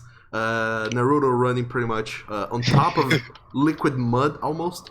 Then she jumps on top of the bones and quickly starts snatching the ropes there. Nitra, make a perception check. okay. Not bad. All right. You notice that there are several belongings there half sunken in the mud. It's hard to tell what they are exactly, but at first glance they look valuable. How far away from her are they? Like reach-wise when she's standing on the bones? They're right there. At like within reach of her to reach down and grab them? Yeah. With you standing on top of the bones, they're right there. You can just kind of reach and start snatching them out of the mud. This is a hard decision right now. Yeah, I'm like, she's not that wise. Also, would she be terribly concerned with grabbing the trinkets? You know what? Yeah, she's been learning the hard bite of lack of wealth, so she's gonna try and grab trinkets. Best motivation ever. Yes. She's at least holding one end of the rope. So Nitra, as you start to kind of trying to reach out, you notice that the bones you're standing on top of, they kind of let out a very slight crack, as if they're starting to splinter, and you feel a very sudden shift, and you get the sense that if you move in a certain way, you might kind of break the bones and fall on top of the bog. So if you would like to retrieve the trinkets, make a sleight of hand check. I'm kind of she's not very wise, but she is pretty smart. I'm curious if she would think if I have anything she could do that with. You know what? First things first, she'll tie the rope around one of the bones with the runes on it. Sure. Just so, like, if it breaks off, it doesn't fall into the mud irretrievably. Okay. And still holding on to the rope, yeah, she'll reach down and try and sleight of hand. Oh, please. Oh, God. Oh no. She's dead. So, Nitria, what happens is that as you try to reach, your fingers just touch the very edge of a bag, and you keep trying to reach in to really get a good hold of the bag, and then you do, and you feel like you have grabbed onto this bag very tightly, and then you start to pull it, but it offers some resistance, and then you keep pulling and pulling until it comes, and when it's about to leave the bog, you see that there's another hand on the bottom that seems to be tugging at the bag as well, and when you see that hand trying to kind of tug at the bag as well, you're a little bit surprised, and you end up slipping a little bit on the bones, and you kind of hit them with the side of your body in such a way that the bones, they splinter again, crack, and break into pieces, and you fall onto the mud along with the bag that you're holding.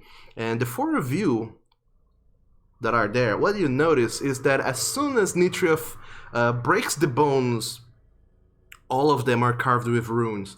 And as soon as the bones are broken, the runes, they kind of start to glow very, very brightly in a blue tone, and then they just kind of puff as if they break out of the bones, and they just dissipate in smoke in the air. As I see this, I'm going to move half my 35 feet of movement into the mud, heading toward Nitria. Okay. Well, yeah. So Ojuk. Also has the rope. Yeah, I'd actually pull the rope back as fast as I can.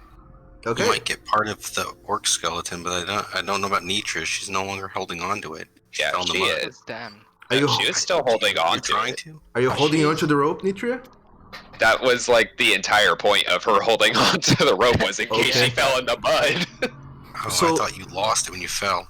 So Nitra, you're holding on to the rope with one hand and to the bag with another hand. But now that the bones have been broken, you feel a very big tug on the bag, as if the hand is trying to pull it back. And then all of you start to see several hands kind of clambering out of the mud, breaking the surface as they try to reach for something. And Nojuk, as soon as you start trying to take a few steps in, you see some hands trying to reach for you. Do you keep going? No, I'm pull my great sword and have at one of these hands, or as many of these hands as I might be able to get in a swing. Okay, Halser. Whoever could have seen this coming? Halser, are you pulling Nitria? Absolutely pulling with all my strength. Okay, make an athletics check. I'm gonna contest Zach that. will help. To pull the rope? Yep. Oh yeah, you have a ridiculous amount of strength. How even? So I am exactly Wow. as strong as hell, sir.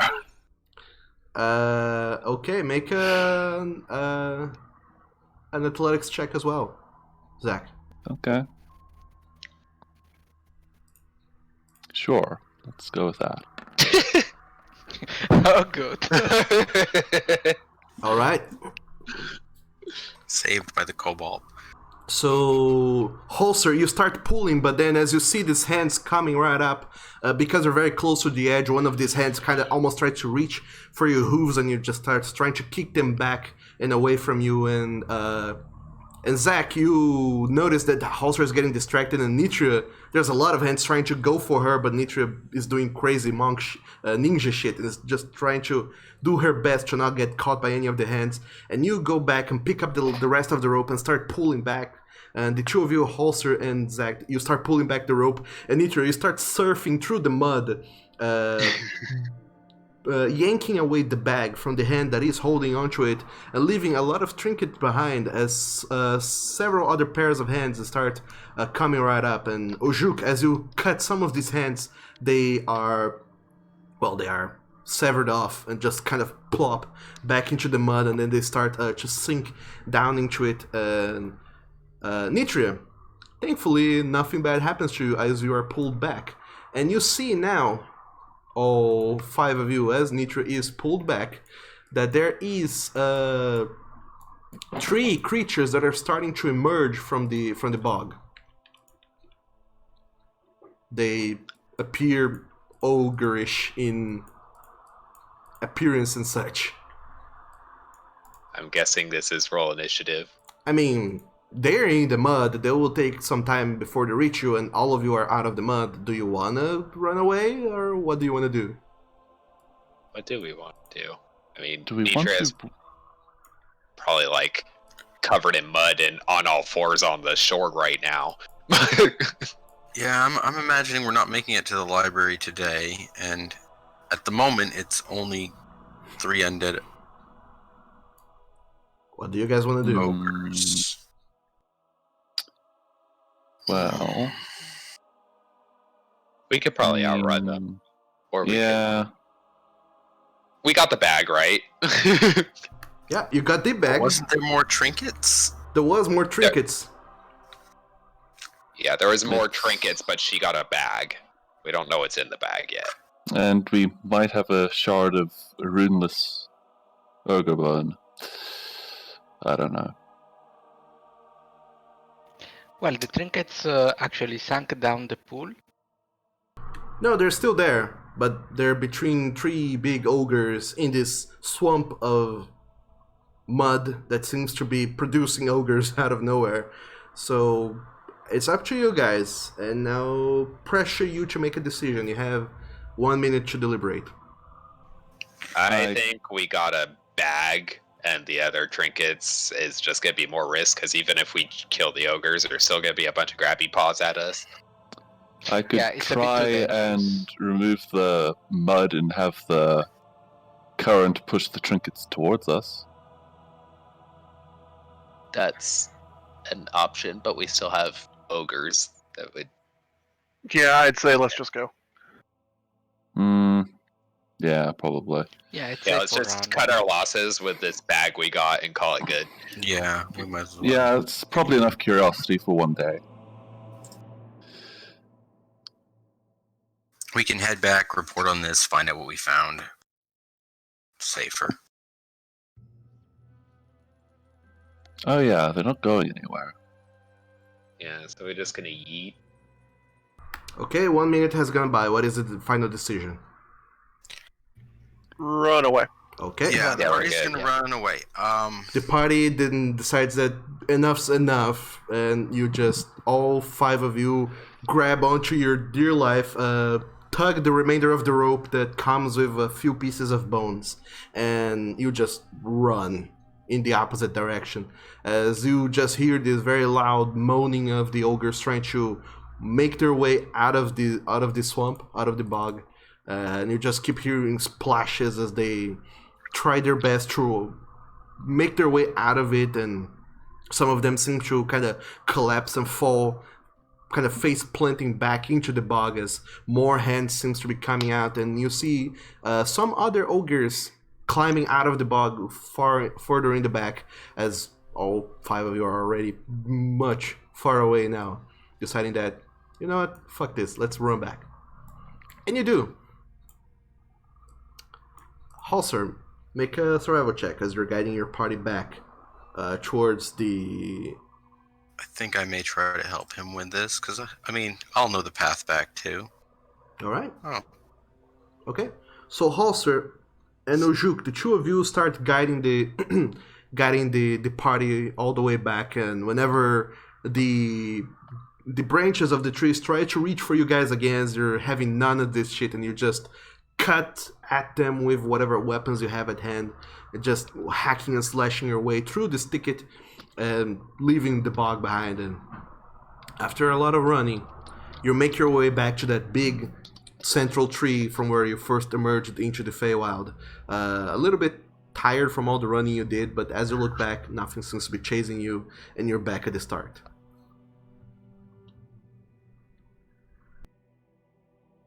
I mean, what's in the bag? Yeah, let's head back into redemption as we look through the bag. I mean, you don't need to. It's not been that long. Yeah, we've only been here, like probably an hour, Yeah. maybe. 1 hour of Feywild, that's enough. I mean, I'm cool with staying longer, but yeah, I really want to know what thing we found. Well, Alright, so... I mean, as you guys yeah. look into the bag to see what you have, you see what appears to be a few spell scrolls that have been inscribed and put in there. You see 2 books, bound books, and when you open the... I imagine that you do open the books, right? Yeah. Okay. You see the books, they seem to have no title on the spine or on the cover, and when you open the book, you see that there are things written on the inside, but as soon as you open the books, you see that all the letters that are within, they kind of unglue from the page, and they start kind of just fluttering away and then vanish into the air, and as you look back down, all the letters are doing the same, and eventually whatever was written in this book is no longer. Well, And she would have snapped the book close after the first page. sure. Did that. Who the fuck? Knowledge, Okay. no. we can't read any of the books or scrolls in here. They'll just go blank. Well- Noted. No, she hands the book over to Ravrosh. She's like, "Can you speed read?" No. I mean, I don't think we want to risk that. Let's probably give it over to the guild and have them see if they can't So make it part of it. write down that you have 2 feathered bound books. And 2 spell scrolls. 3 spell scrolls. None of... I don't think you can identify any of them. I was actually gonna ask, just because of the knowledge Nitra has, she couldn't identify them obviously, but she Arcana check to see if she recognizes any of them from her dealings with wizards? Sure. Nitra, make an Arcana check. As you I was look, going to also say, as a person who can read anything, can I look them over and not have them go boom? oh yeah, sure. You all identify the first one as the first scroll as the ice knife spell. Ooh. These other two, let me see if. Just let me double check.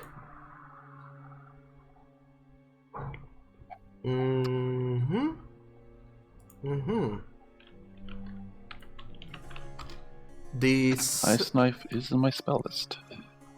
Yeah, hence why I'm allowing you to just identify it. The other two, one of them, as you try to read Reverov, it just shines in a way that kind of makes your eyes pain for a little bit, and you can't help but to avert your gaze from it. And there's something about this spell that doesn't quite agree with you, for whatever reason. Nitria, you identified this spell, however, as Sanctuary. There's something about the spell that doesn't agree with him.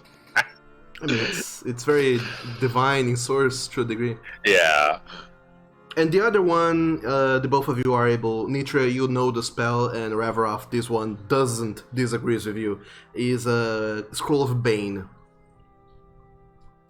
However, these two last spells, neither of you can cast. I don't think.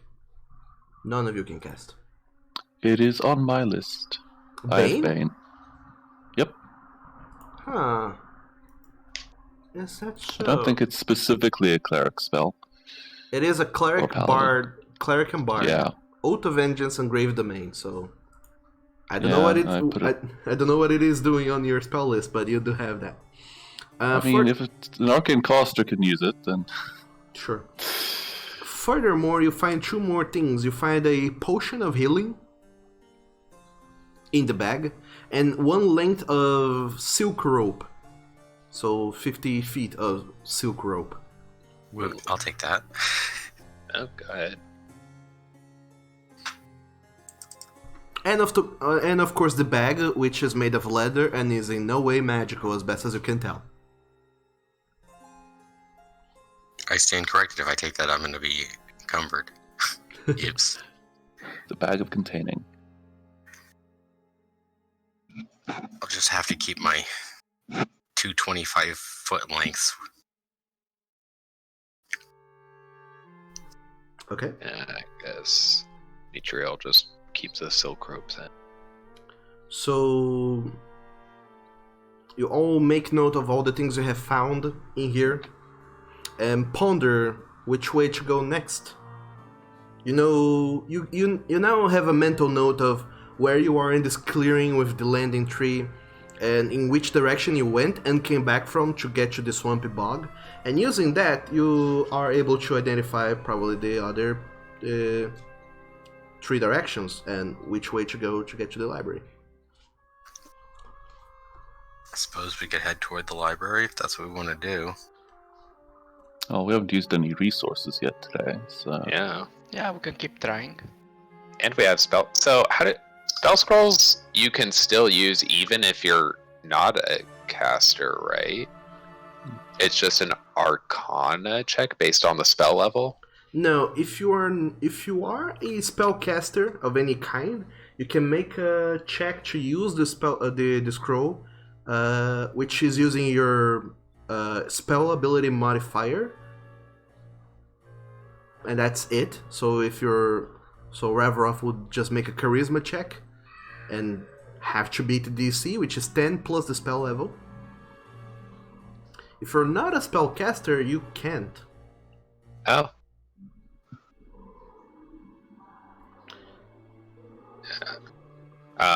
As far as the base rules go. But, I mean, base rules are for chumps. If you guys want to try non-spellcasters, you can make the check a disadvantage. Well, I would suggest that Halser not try, but the rest of us, we have some spells. Well, no, Nitria doesn't have Oh, you don't either. spells. Yeah, so I would allow you to make the check with disadvantage using your highest mental ability modifier, which would be intelligence. Yeah. But yeah, do we want to leave these in the hands of Nitria, or do we want to give the scrolls to people who may use them or sell them? Well, I can inscribe Bane and Ice Knife into my spellbook. I mean, sure.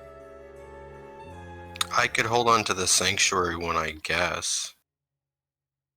Yeah, then you guys go ahead, take the Bane and Ice Knife, and then Sanctuary.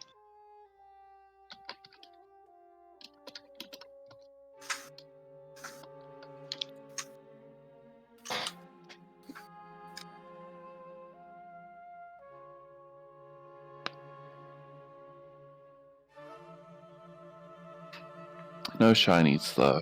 Much is sad. Yeah, so many sad shinies.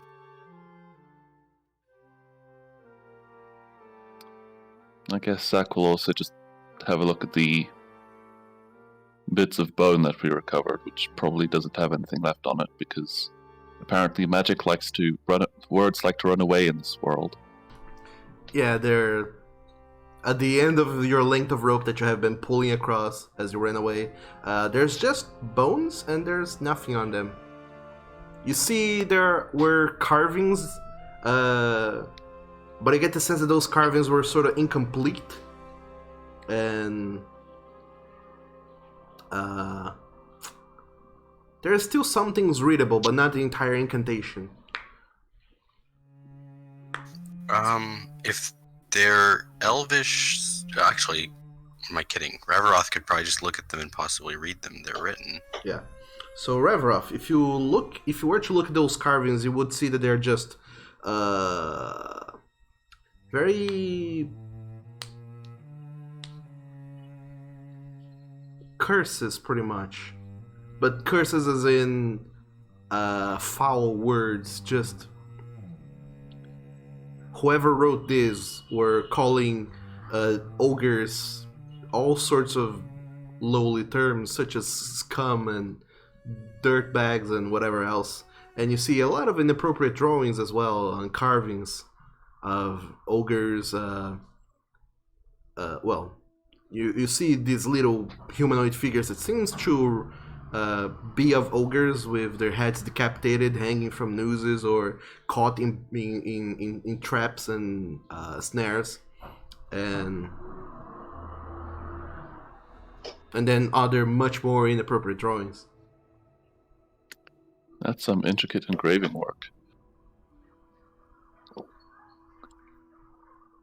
And you get the sense that the drawings, they're not part of the incantation. And maybe some of these carvings are also not part of the incantation that was there before it went kapoof.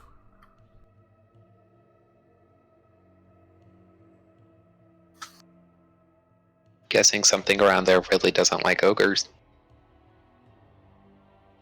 Yeah, but to feign an ogre's skeleton and throw it into a bog that apparently they live in. Ugh. Somebody was brave. Well, they seem to like them enough to raise ogres from the dead. Or whatever the fuck was going on there. Death usually isn't viewed as a grace. Well, they seem to like them enough to make more of them. What I think was happening is actually there were a bunch of ogres there, and when we trapped there, and when we broke the spell, they were released. Not so much that they were living there or being raised from the dead. Maybe. Yeah, that makes sense. Ogres sleep in mud? Magically speaking, maybe. So, are we headed to the library or what? Yeah, I'd say we go. Yeah. I mean, I was imagining that we were heading to the library as we were having this discussion. That Sure. makes sense. So, in which direction are you guys going? South? Towards the library? All right. But how are you determining where south is? The opposite direction of north, which is where we You- came from? Yeah, you said that we had Yeah. gone in the opposite direction of where we needed to go, so Okay. we're just going to go in the direction we came from and then keep going. All right. The opposite direction. So Okay. continuing past our tree shrub combo home. Okay. So you make a quick stop on the landing just to see what items you had, and then you keep going in the direction you were going towards, which apparently is south.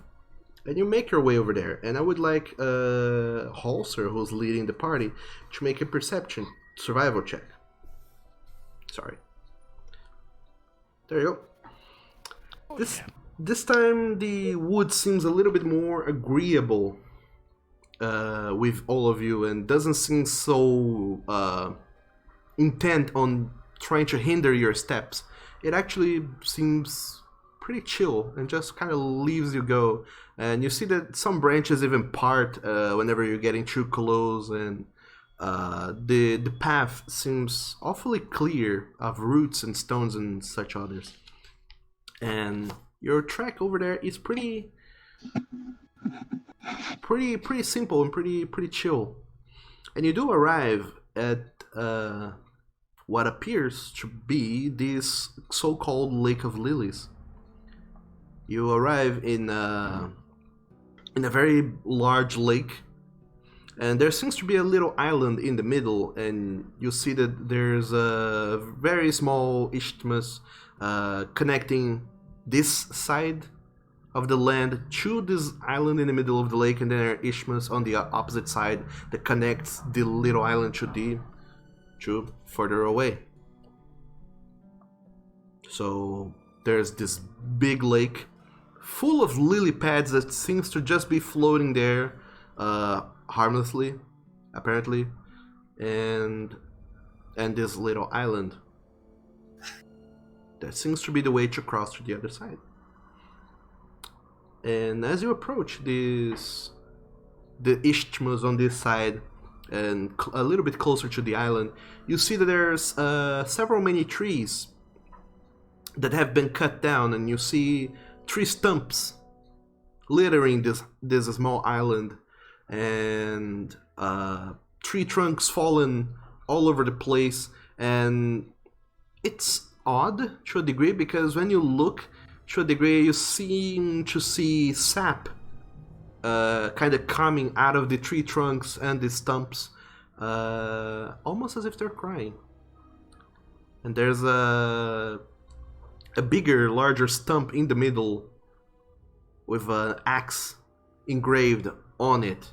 Well, not engraved, but like it's there.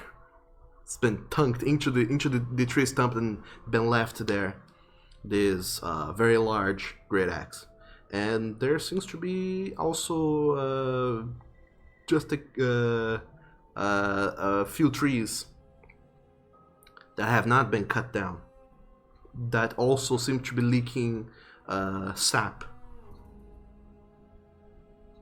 almost as if they're I crying. guess out of curiosity, I want to approach the axe and use primal detect magic on the axe.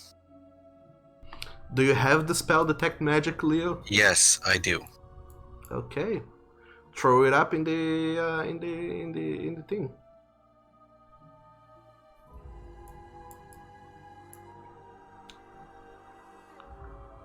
So, as you approach, you try to channel in your druidic abilities to try and detect magic. And when you look around, there's magic just prevailing everything here. Everything here is overflowing with magic. The plants, the trees, the stumps, everything. There's magic just everywhere. But on this On this great axe that is been I don't know the word. That is on this tree stump in the middle. There seems to be a very particular magical aura on it as well. Magical aura, and you get the sense that this axe is indeed magical. I try to enter in contact with the trees, the ones that are actually, crying, but they're still alive. And how are you doing that, Halser? I guess I get closer to them, and then I try to concentrate and establish a contact like I did with the original tree. Alright, so Halser, you approach one of the crying, sapping trees, put both of your hands on it, and try your best to form some sort of connection between you and this tree. Make a wisdom check.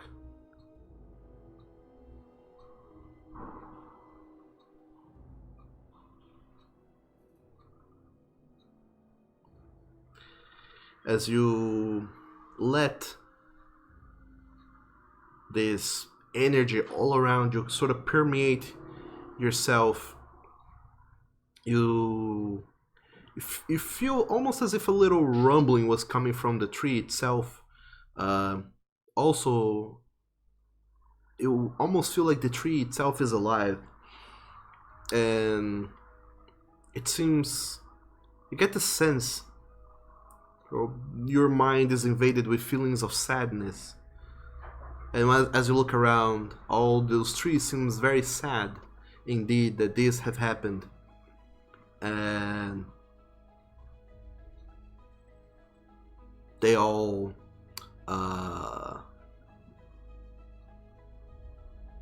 they seems to look down at this axe with not anger but disappointment.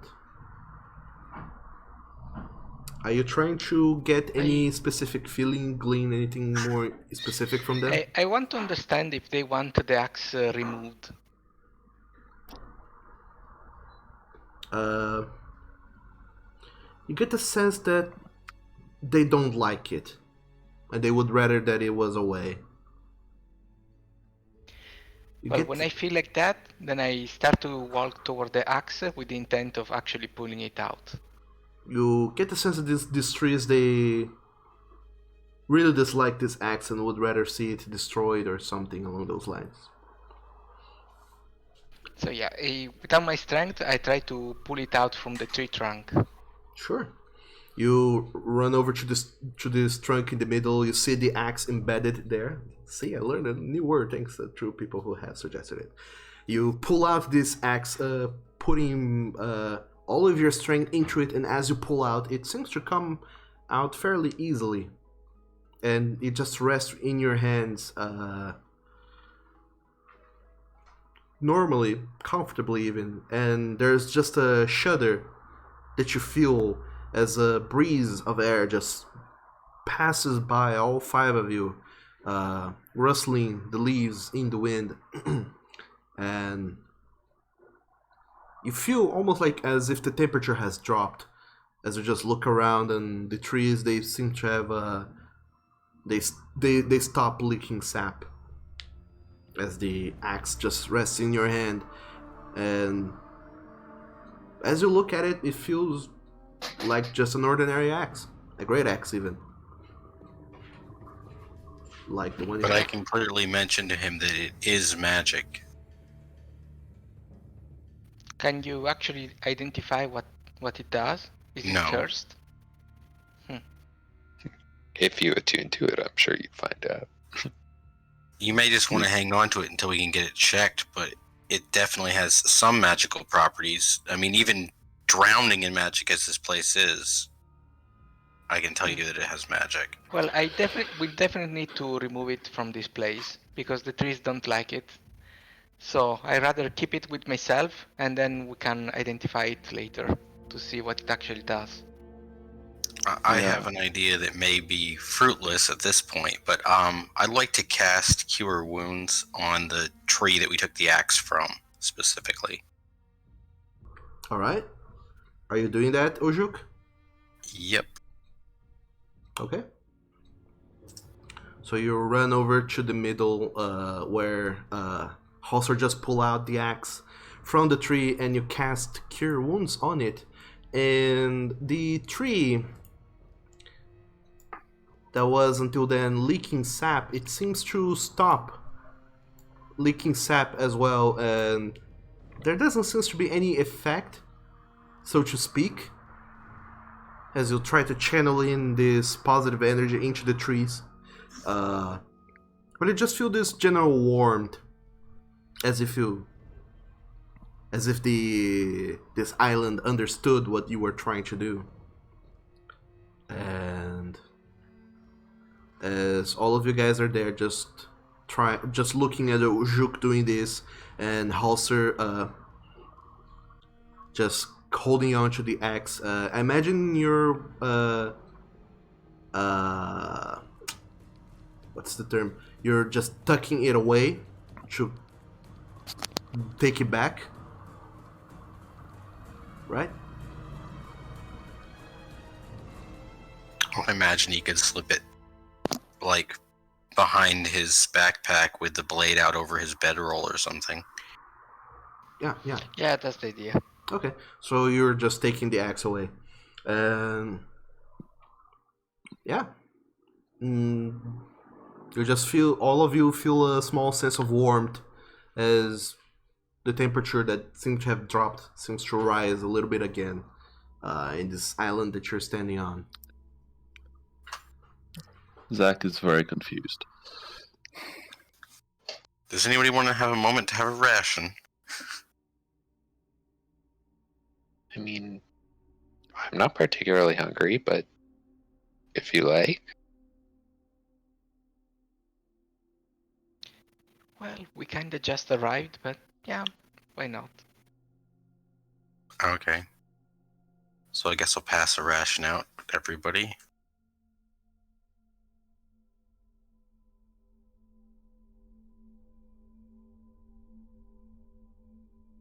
Sorry, what did you guys say?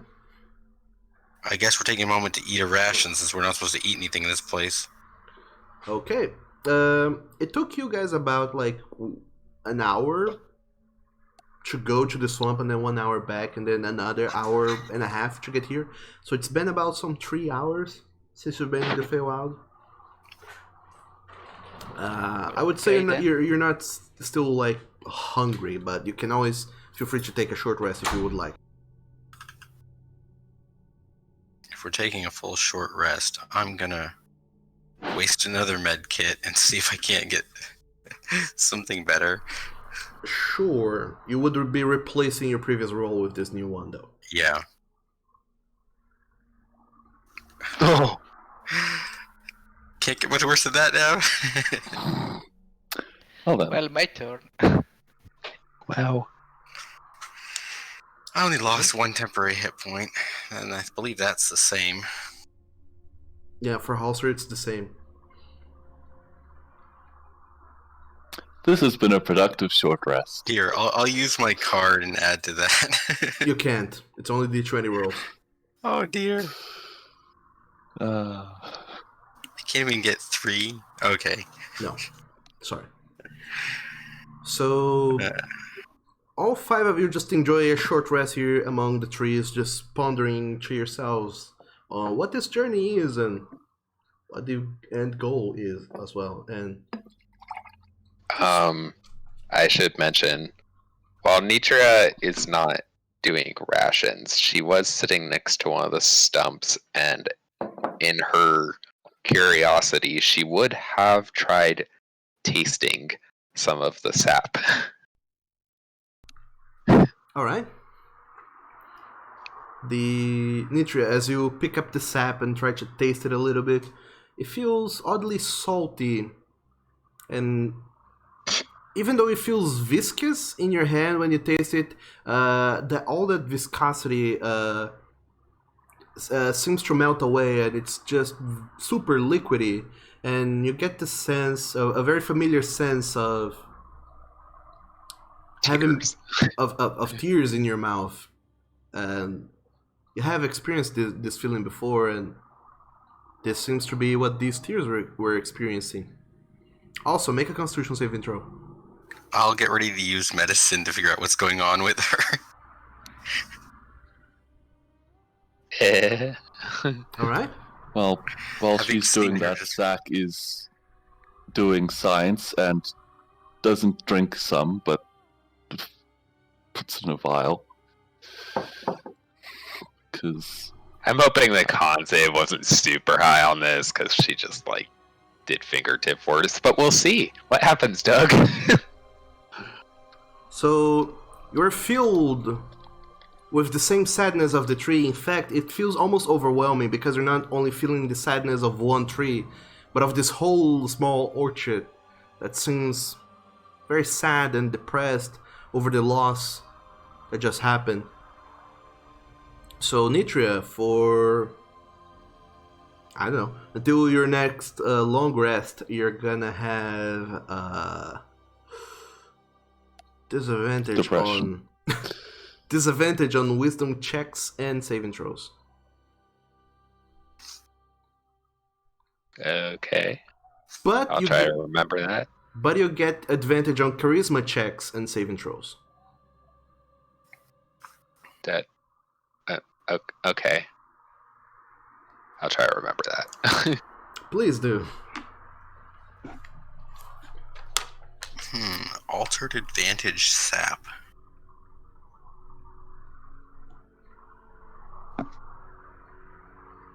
I mean, Nitria was already kind of like feeling sad and stuff about it, like this feels wrong type thing, so I guess it's not too bad. Yeah. It's Cobalt, should we get some more vials of this? I mean, I wonder if it'll be useful in the future. Do you I'm want? wondering that as well. I mean, I'm gonna give you 3 more vials. Feel free to fill them up. Unlike the rest of the party, I'm not planning on desecrating these trees. So I'm not desecrating the trees, I'm just taking the sap that's oozed out. Yeah, I don't think anyone's desecrating them. Like Nitria just like took a bit that run down to the ground. Sure, We're not I hurting will- them to get the sap. Well, to me, it looks like you see somebody sad on the street and then you rush to lick his tears. It's weird.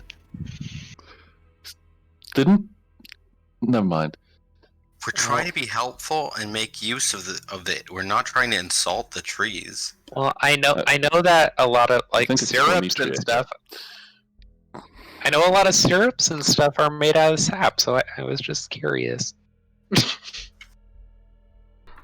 says Nitri on the verge of tears. Yeah. I'm sorry. You'd be in a much better position to argue if you didn't lick me 2 days ago. She didn't like you. Not you. Elser. Oh, yeah. But after filling 3 vials with depressed tree sap, I guess you can write that down in your inventory. Well, I presently Tears have of the 4 wild. I have 4 vials of tree tears. Sure, that works. I'll try and keep that in mind whenever I'm sifting through notes in the future. Yeah, write down the bonus so like I won't have to remember it for just the thing, because you could just mark it on the item. Yeah.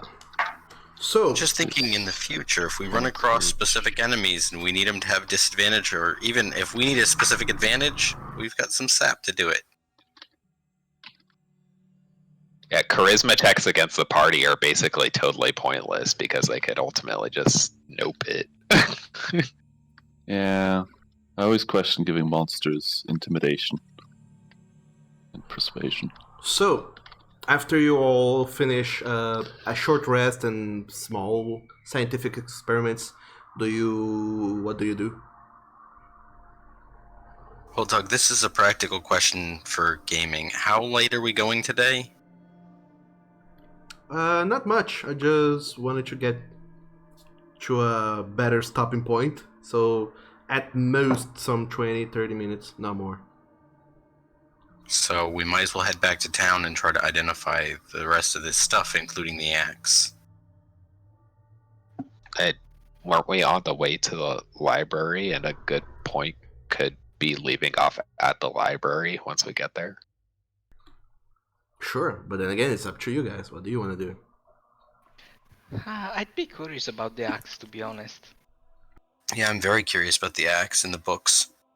I'm curious too, but also we still haven't really used much in the way of resources, and we can This is identify those true. things after we do the thing we it's came like- here for.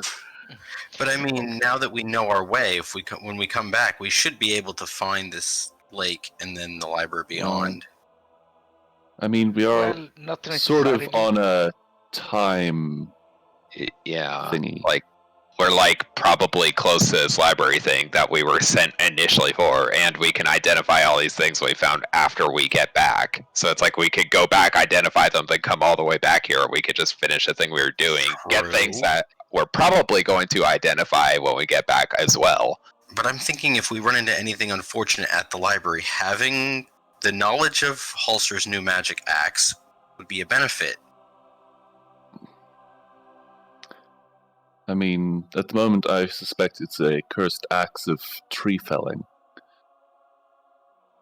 Or like something it has a bonus against fey creatures or something, maybe, but like If it imposes a disadvantage, that could be useful even. I Like, mean, if he in- really wants to, he in could character. attune to it right now. yeah, that's what I was saying, was like you could attune to it and find out what it does. Yeah, but if it's cursed, does he really want to suffer the risk of a curse? We don't know anything other than his magic, and it was Okay. stuck in some damaged trees. I'm thinking in character. Like, just think about this logistically in character. You go on a quest to go for a library, and then you just find a couple things, and you're right next to the library, and you just go, well, time to go back now, because we found some things. We'll come back to the library tomorrow. Like, that. It happens. We got lost at first. We didn't get that lost. Yeah, we've only been here a few hours. Well, in the end, I have to agree. I mean, we really just started this exploration. So, what is the Besides, party we're also deciding a to decent chunk out of town, so we'd have to go back to the portal, go back to the town, possibly on foot, come back to the tree, and then come back here.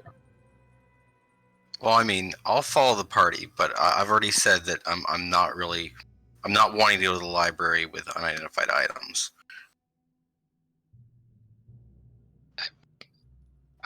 My personal vote is for going, just because we're probably going to find more magic things that we're going to want to identify at the library. So, That's my feeling as well. Alright, Reverov, what do you say? Okay. I say we go to the library. Okay. Sorry, Leo, majority wins.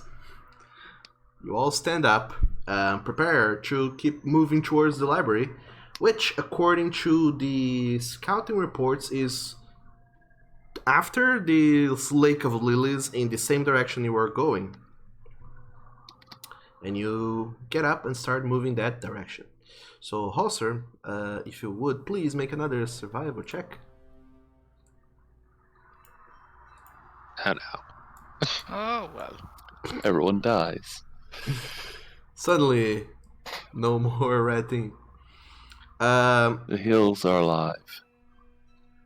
As you guys move your way through the environment, you see on the distance what appears to be a somewhat broken tower of sorts, and you identified like, hey, that seems to be the library indeed, and you start making your way towards it, just somewhat excited that the end goal is so close within reach. Hello, everyone?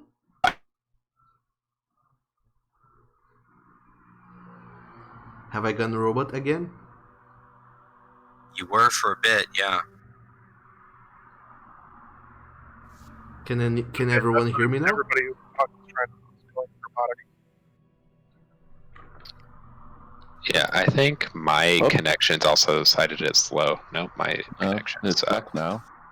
yeah. Mine Okay. acted up too. Huh. Seems like it was a general global Discord thing. Yeah.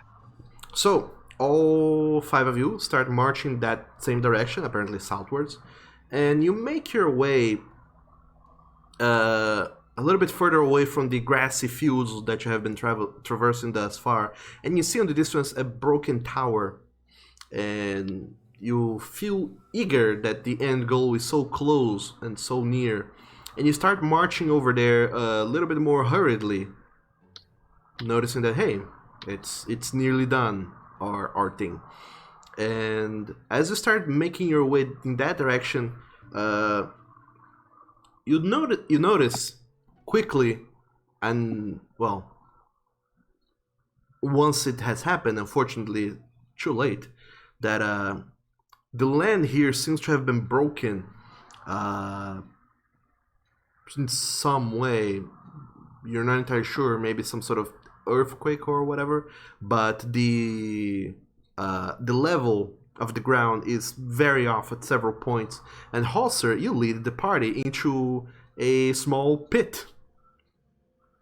So all of you guys just kind of follow him blindlessly until you all tumble down a pit that Questions to the DM. yes. Yeah. If I was reluctantly following them, and I have decent survival, would I not fall in the pit with them? Just be Well, up on top looking down at them. I'm more so thinking like, what were we all walking wall style, and would it not have just seen Halster like fall off an edge right in front of us? It's not so much that Halser just went off a cliff and all of you followed along. It's more so that he wasn't really keeping track of the whole terrain. In the area where the ground wasn't super solid, once all 5 of you were on top of it, the ground gave and you fell into a pit. Oh, great. So now we're in a pit near this broken tower library. It's not too bad though. As soon as you find crashed down this pit, well, I say pit, but it's more so sort of a cliff still, but like a big portion of it gave away, and you guys do fall down, and each and every one of you suffer. We don't get any dexterity saves. Sure, everyone make a dexterity save. Hell yeah.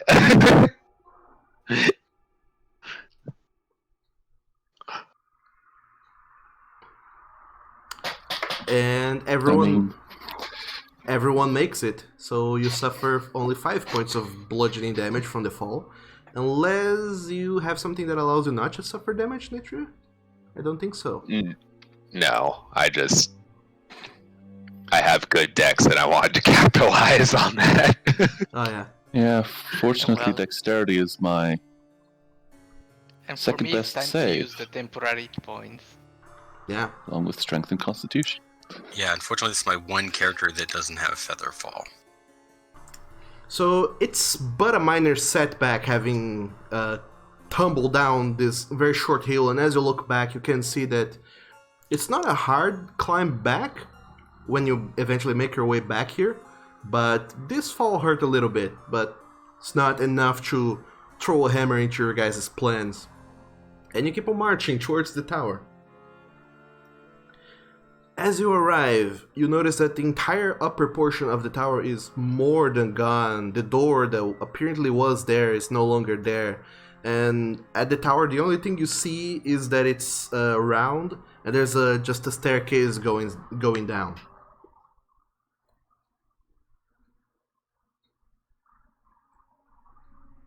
In this sort of barren earth and rocky terrain. And just a few paces away from you, continuing direction you guys were going, there seems to be a ravine of sorts, very, very narrow even. Some 50, 40 feet away from the tower. The DM mentioned it, don't trust it.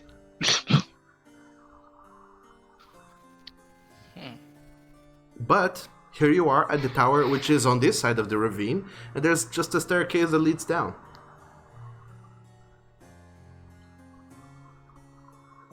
Well, I guess we have no other choice. It's fine. Yeah, what could go wrong? What Should we indeed? just plan on going into the base floor of the tower, making sure it's safe, taking a short rest, and then do whatever to search around? Yeah, sure. So Makes sense. you do then go into the library. I mean, down the tower. You said down the stairs, right? Yes. Okay. You climb your way down the stairs, surely enough. And as soon as you climb down, you see that as you're climbing down the stairs, you hear a lot of fluttering noises. As soon as you get to the landing, you notice what that fluttering noises were. You see a lot of books that seems to have sprouted wings and seems to just be flying around from one bookshelf to another, and they're just flying, and then they land on the bookshelf and kind of just shuffle them in there, and then another book seems to decide that it doesn't want to be there anymore, then it kind of just tumbles away and falls from the bookshelf, and as it's falling, it sprouts wings and starts flying in another direction into another bookshelf, and you see that this process is endless and keeps going back and forth, and some books, they don't seem content with only flying from one bookshelf to another, but they seem to want to go far away into the further bookshelves that are on the other side of the library. And what you notice as you look is that they are flying above a ravine, a hole in the floor, and you see a very bright light coming from that hole. And just in time enough for you to see small sizzling and bubbling, something apparently very hot because the temperature down here is quite high. And then on the other side you see a humanoid figure that seems to be shuffling some documents in some tables, and he looks back at all of you and you notice him, and he is a humanoid figure with no ears, as it would seem, long silver hair, well, dark silver hair that just goes past his shoulders, covering a big portion of his head. You see long horns, and his face is almost flat to a degree. You see that he has no nose per se, and there's a clear division between his upper face and his jaw and his mouth, and he seems to be walking on two digitigrade legs with cloven hooves at the end, and some of you would recognize this as a Symphony. And as he looks towards you all and notices you notices you coming into the library, he just seems to chuckle for a little moment. Oh, you have come to get my secrets.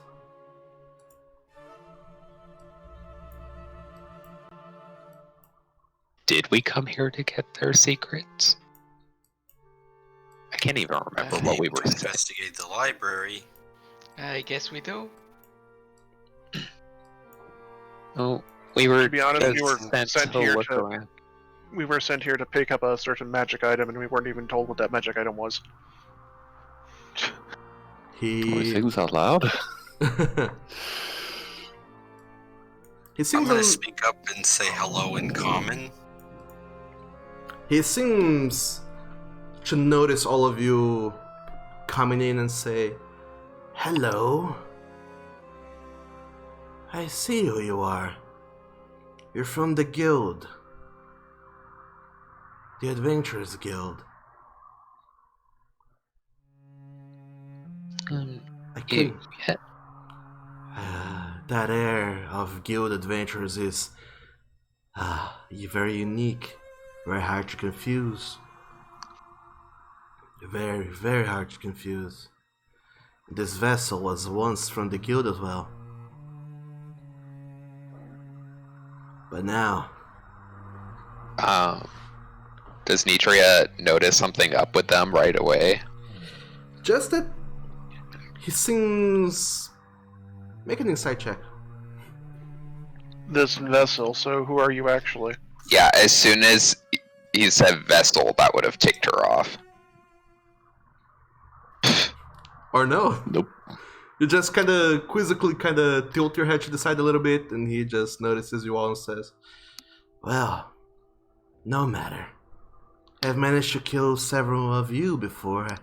I think 5 more won't be any challenge."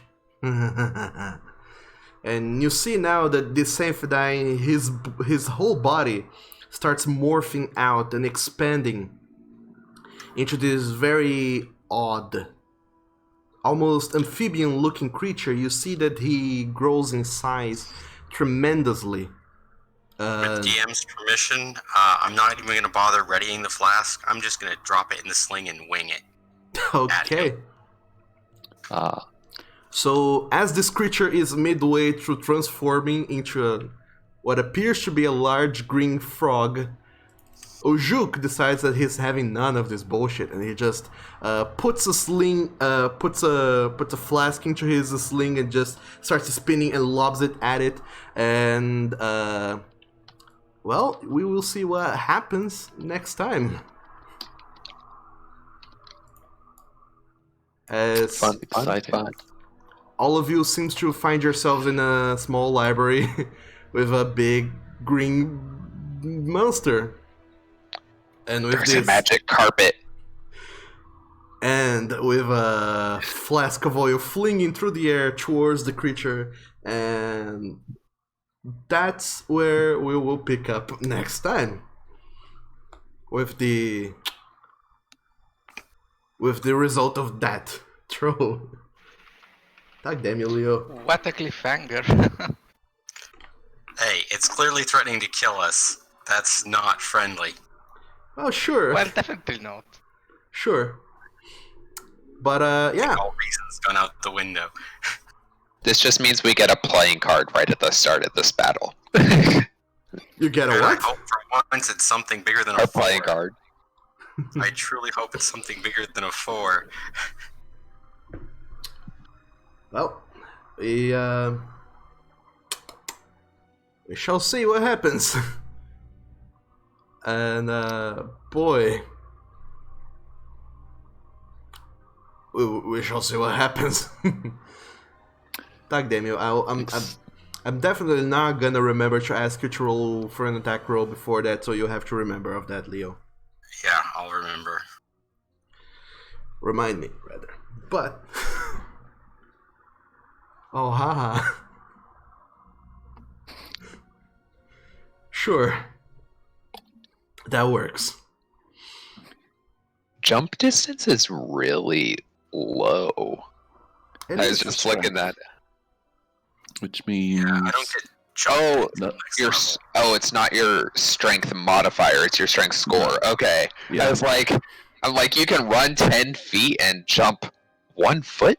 What? I was so confused. I was like, Yeah. no. I think its height is 3 plus your. It's either 3 plus your strength mod or just your strength mod. Yeah. Remember. But here, all y'all are long jumping, if you are even. So we shall see how that goes next time. And then we Yeah. fall in the lava and die instantly. Oh, please High don't. jump much. is Yeah. high jump is your strength modifier plus 3, and long jump is The score. is the distance in your score. Yeah. Okay, so Nidre could jump 12 feet and be. Yeah, okay. Yeah, just don't beef your athletics check. There is no place here that I could jump without landing in the Does- lava. Does There- the jump require an athletics check? Not anymore. Yeah, I thought that was the point of the strength You jump. determining your jump distance thing. It's like you're guaranteed to be able to jump Yeah, that distance. I mean, forever I was trying to go over it. That would be a thing. Yeah, forever all through would suck. Yeah. For anyone with a strength score above 15, it's great. Well, to be fair, Ravroth probably doesn't want to run right up in its face, I'm guessing. Yeah, that, Probably not. Yeah. good point.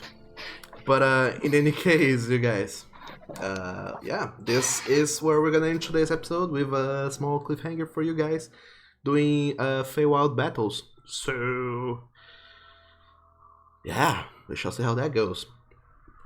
To the Hell yeah. lovely people over at Twitch watching this stream, thank you guys so very much for stopping by and watching some more Dungeons and Dragons. Conquerors of Nolyn. I have to fix the end screen title. But thank you very much for sticking around for these very long game sessions. Feel free to go over to my YouTube channel where you can watch replays of previous episodes in case you want to see what events led this whole goddamn party into doing this thing that they're doing right now. Because, well, you will never believe where they began their adventures. And if watching YouTube 4-hour-long videos is not your thing, you can always go to the wiki and read about it rather than watch it. There is, however, the fact that the wiki is mostly player maintained, so not everything is going to be there, so you'll probably still be wanting to check out the YouTube. But whichever way you choose to do it, now's the best time to do it because we're still at the very beginning of the campaign, so the catch-up is shorter now than it will be later. And with that out of the way, thank you guys so very much for watching. Twitch people, I'll be seeing you later in about 2 hours when I'll be hosting another game. So bye-bye. Yeah, the catch up is easy. It's just 3 episodes a week for 6 weeks. Yeah. Yep.